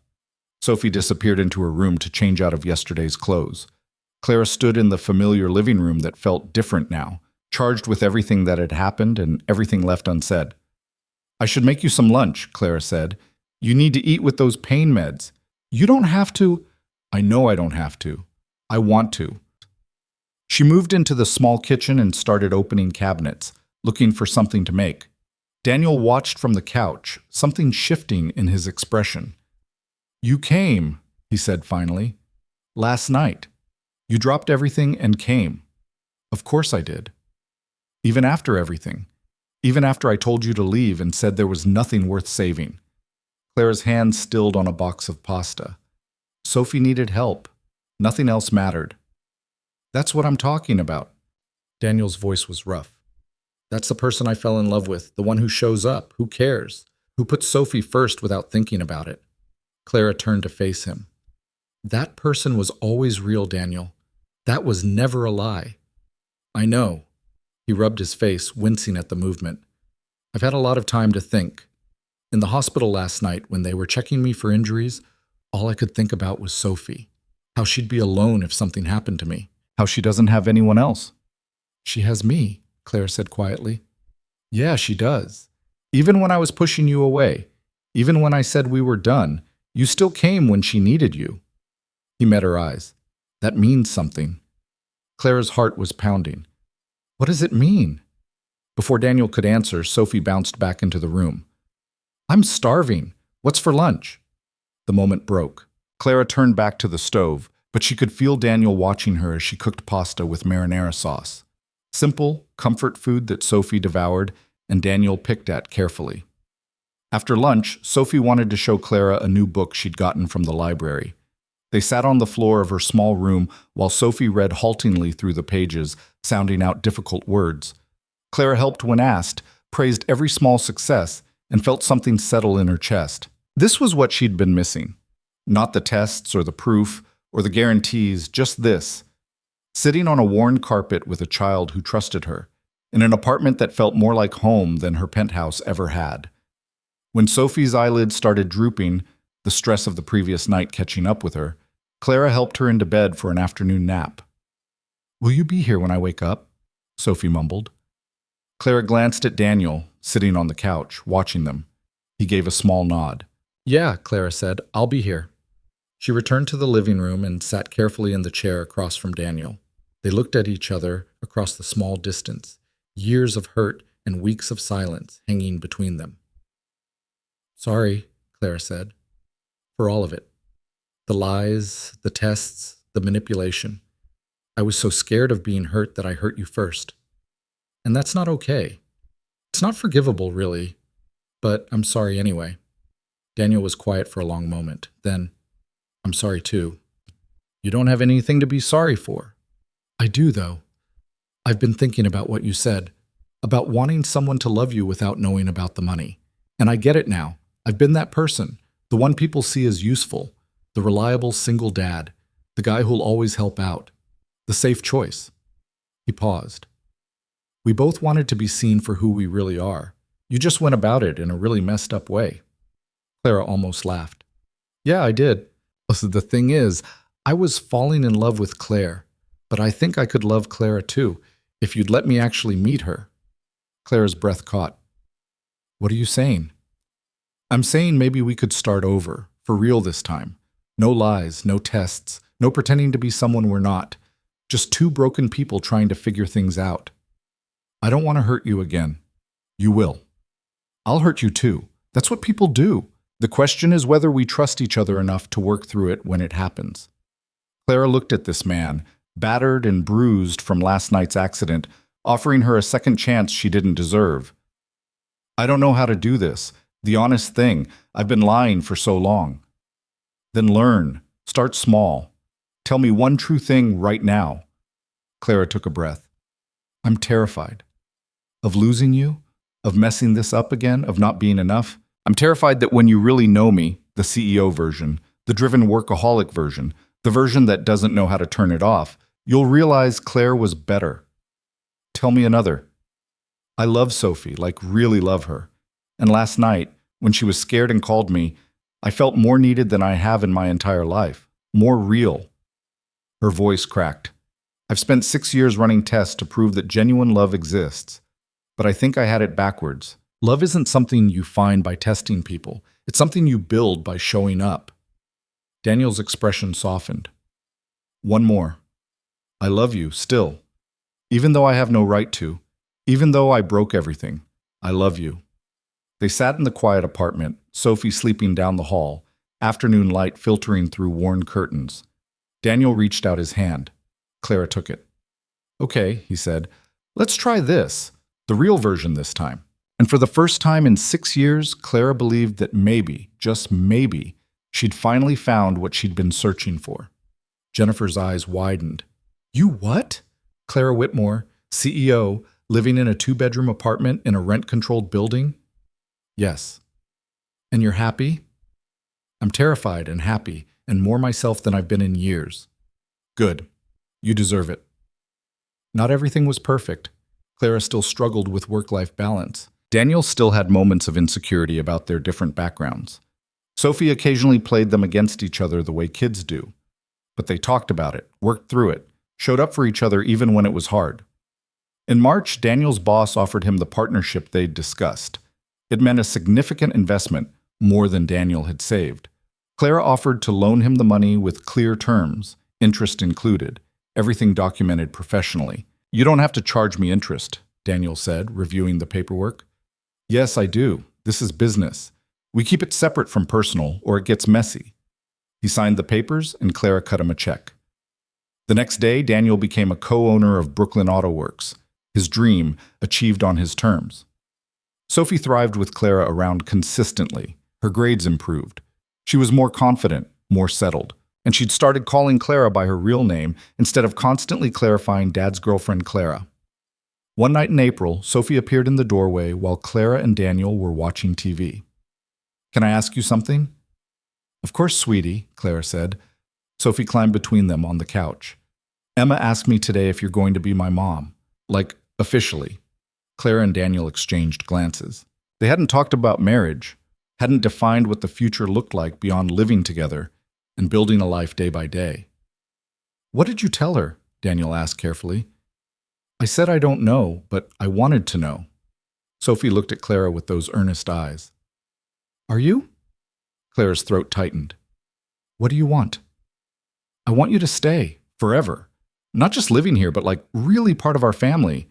Is that okay to want? Clara pulled Sophie into a hug. It's very okay to want, and I want that too. So you'll stay? I'll stay. Daniel reached over and took Clara's hand, and they sat there, the three of them tangled together on a worn couch in a small apartment. And Clara realized this was it. This was the answer to every test, every question, every desperate search for proof that real love existed.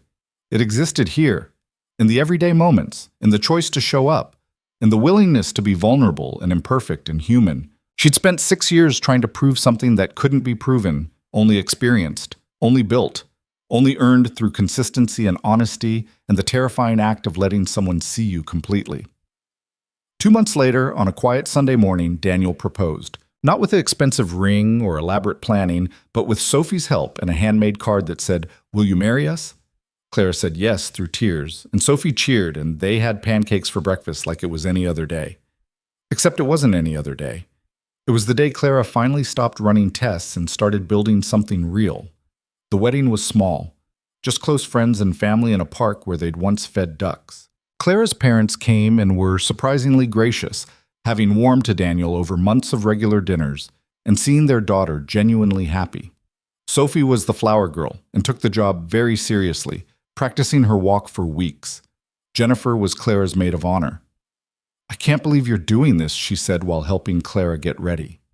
A year ago, you were running elaborate tests on strangers. Now you're marrying a mechanic and adopting his daughter. Technically, he's a business owner now, Clara said. And I'm not adopting Sophie. We're doing a guardianship thing that makes it official without erasing her birth mother. It's complicated, but it works for us.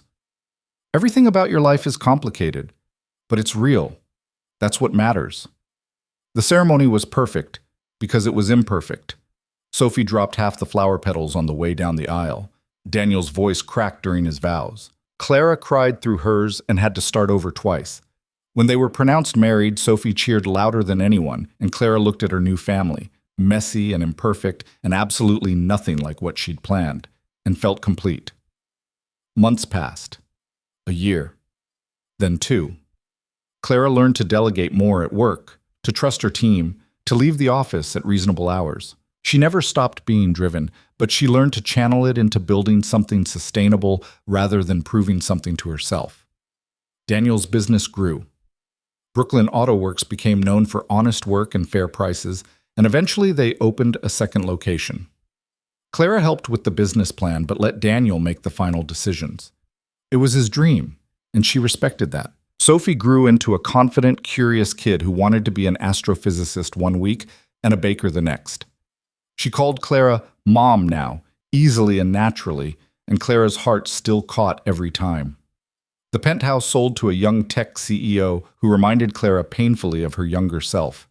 She hoped he'd learn faster than she had that square footage and luxury didn't equal happiness. With the money, Clara and Daniel bought a house. Nothing extravagant, but enough space for a family. 3 bedrooms, a yard for Sophie to play in, a garage where Daniel could tinker with project cars on weekends. It was in that house, 2 years after their wedding, that Clara sat at the kitchen table with her old journal. The one she'd kept before Daniel, before Sophie, before everything changed. She flipped through pages of tests and criteria and red X's, reading her desperate attempts to quantify love. Then she opened the new journal Daniel had given her that first Christmas. It was nearly full now, pages of ordinary moments that had meant everything. Sophie's first A in math, Daniel teaching her to change a tire, family dinners and lazy Sundays, and all the small ways they showed up for each other. Clara picked up a pen and wrote one final entry. I spent 6 years searching for proof that genuine love existed. I tested 27 men, looking for someone who would pass criteria I'd carefully constructed. I lied and manipulated and controlled because I was terrified of being vulnerable. Then I met Daniel, test number 28. And he passed every test I gave him, not because he was performing, but because he was genuine. Because he showed up, because he cared. But the real test wasn't his, it was mine. Could I be vulnerable? Could I be honest? Could I show up every day and choose love even when it was hard? I failed that test spectacularly at first, lied for months, Nearly destroyed everything. But Daniel gave me another chance, and another. And eventually I learned that love isn't something you test or prove or earn. It's something you build, day by day, choice by choice. It's showing up when it's hard, being honest when it's scary, trusting when it's terrifying. It's Daniel bringing me coffee in the morning because he knows I'm terrible before caffeine. It's Sophie asking me to help with her homework even though I'm bad at third grade math. It's the three of us tangled on the couch watching movies we've seen a dozen times. It's ordinary moments that mean everything. I don't run tests anymore. I don't need to. Because I found what I was looking for when I finally stopped looking and started living. This is love. Imperfect, messy, real. And it's everything. Clara closed the journal as Sophie burst through the door, home from school, and full of stories about her day. Daniel followed, grease on his hands from the shop, smiling at the chaos. This was her life now, not the penthouse or the tests or the carefully controlled empire, just this. A family, a home, a love built on honesty and vulnerability and showing up. It was everything she'd been searching for, and she'd found it by finally stopping the search and opening herself to being found instead. Starting over was messy and awkward and nothing like the romantic reunion Clara had imagined during her weeks of regret. Daniel's ribs hurt for weeks, making him cranky. Sophie had nightmares about the accident and woke up crying, needing reassurance that her dad was okay, and Clara had to learn how to exist in their world without pretending to be someone else. The first real test came 3 days after the accident. Daniel needed to pick up his wrecked car from the impound lot, deal with insurance, figure out transportation while he recovered. Clara offered to help and immediately saw him tense. "I don't need you to fix this with money," he said. "I wasn't going to. I was going to drive you there and help with the paperwork. That's what people do for each other." He studied her face, looking for hidden agendas. Finding none, he relaxed slightly. "Okay, thank you." It was a small moment, but it mattered. Trust rebuilt itself in increments, not grand gestures. Clara started spending more time at their apartment instead of expecting them to exist in her world. She learned to navigate the cramped kitchen, to appreciate the neighbor who brought over too much food, to sit on furniture that had seen better days without comparing it to her penthouse. Sophie was the easiest part. She accepted Clara's return with the uncomplicated forgiveness of childhood, though she occasionally asked pointed questions. "Are you going to lie again?" she asked one evening while Clara helped with homework. "I'm going to try very hard not to." "That's not the same as no." Clara met the 8-year-old's serious gaze. "You're right. No, I won't lie to you or your dad again. If I mess up or don't know something, I'll say so. Deal?" Sophie considered this, then nodded. "Deal." The harder part was introducing Daniel to her actual life. A month after the accident, Clara finally brought him to Apex Technologies. He was quiet in the elevator ride up 42 floors, taking in the sleek lobby, the security, the visible wealth. "This is intimidating as hell," he admitted. "I know, but it's just a building. I'm still the same person." "Are you, though?" It was a fair question.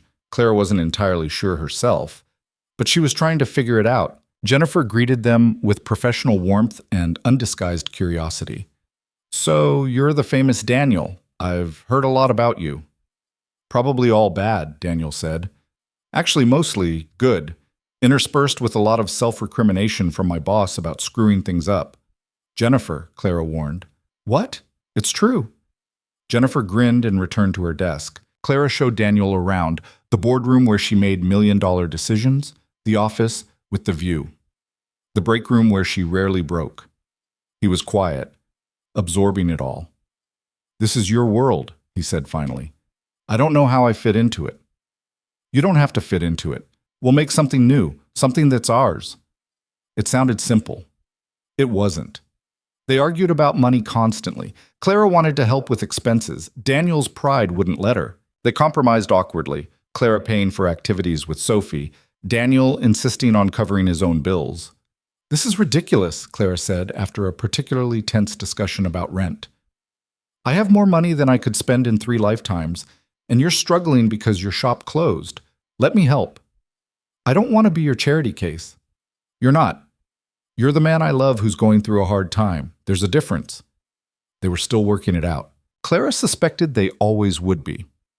3 months after starting over, Clara took them to meet her parents. The dinner was painfully formal at first, her father trying too hard to relate to Daniel, her mother overly polite with Sophie. But Sophie, bless her, broke the tension by asking Clara's father about his work, then proceeding to explain her volcano project in excruciating detail. By dessert, Clara's mother was laughing at Sophie's stories, and her father was deep in conversation with Daniel about classic cars. It wasn't perfect, but it was real. She's wonderful, Clara's mother said quietly, while Daniel and her father argued good-naturedly about engine types. Don't let this one go. I don't plan to. And you? Her mother looked at her seriously. Are you happy? Clara thought about it. Her life was complicated now, messy. She split time between a penthouse and a cramped apartment. She had a demanding job and a relationship that required actual work. She was learning to be vulnerable, which was terrifying. She had bad days and arguments and moments of doubt. Yeah, she said. I think I am. 6 months in, they hit their first real crisis. Clara had to travel for a week for a crucial merger negotiation. Sophie had a school play the same week, the one she'd been practicing for months. I'll miss it, Clara said, staring at her calendar in despair. It's okay, Daniel said, though she could hear the disappointment. Work is important. But was it more important than a little girl who'd cast Clara in her first school play? More important than showing up for the people she loved? Clara called Jennifer. Move the meetings. I don't care how. Move them. Clara, this merger is... I know what it is. I also know I've spent 6 years choosing work over everything else. Move the meetings or I'm sending the team without me? Jennifer was quiet. Then, okay, I'll make it happen. Clara attended the school play. Sophie was a tree in the forest scene, not a lead role, but she took it seriously, standing perfectly still with her arms raised for a full 5 minutes. When it was over and the kids took their bows, Sophie's eyes found Clara in the audience and her whole face lit up. Afterward, Sophie threw her arms around Clara's waist. You came! I didn't think you would. I'll always come when it matters, Clara said, meeting Daniel's eyes over Sophie's head. He smiled, and something in his expression told her she'd passed a test she hadn't known she was taking. Not every moment was so clear-cut. They still fought about money, about boundaries, about how much of Clara's world to let into theirs. They stumbled through meeting each other's needs, sometimes succeeding, sometimes failing spectacularly. But they kept showing up. That was the difference. A year after that terrible birthday party, Sophie turned 9. They threw another science party, this time with Clara's full participation and Daniel's acceptance of Clara hiring a professional to run the experiments. It was a compromise, like everything else in their relationship. Sophie requested butterscotch pudding for dessert. For tradition, she explained seriously. After the kids left and the apartment was cleaned up, Sophie gave Clara a handmade card. Inside, in careful handwriting, "Thank you for coming back. Thank you for staying. Love, Sophie." Clara cried reading it. Daniel found her in the kitchen, tears streaming down her face. You okay? I almost lost this, Clara said. All of it. Because I was too scared to be honest. But you didn't lose it. You're here. He pulled her close, careful and certain. We're here. All of us. That night, after Sophie was asleep, Clara and Daniel sat on the fire escape of his building, a ritual they'd developed over the months. The city spread below them, full of lights and lives and possibilities. I've been thinking, Daniel said. About us? About the future. Clara's heart jumped. Yeah? I want you to know I don't need you to be perfect. I don't need you to have all the answers. I just need you to be honest, to keep showing up, to choose us even when it's hard. I will. I do. I know. He took her hand. I love you. Both versions, the CEO and the woman who helps Sophie with homework and burns grilled cheese, all of it. Clara leaned her head on his shoulder. For 6 years, she'd tested men, searching for proof that genuine love existed. She'd built walls and run experiments and protected herself so thoroughly that she'd almost missed the real thing when it appeared. But she'd learned. Love wasn't something you proved or tested or earned. It was something you built day by day, choice by choice, showing up even when it was scary. It was Sophie's laugh when Clara told terrible jokes. It was Daniel's patient understanding when Clara fell back into old patterns of control.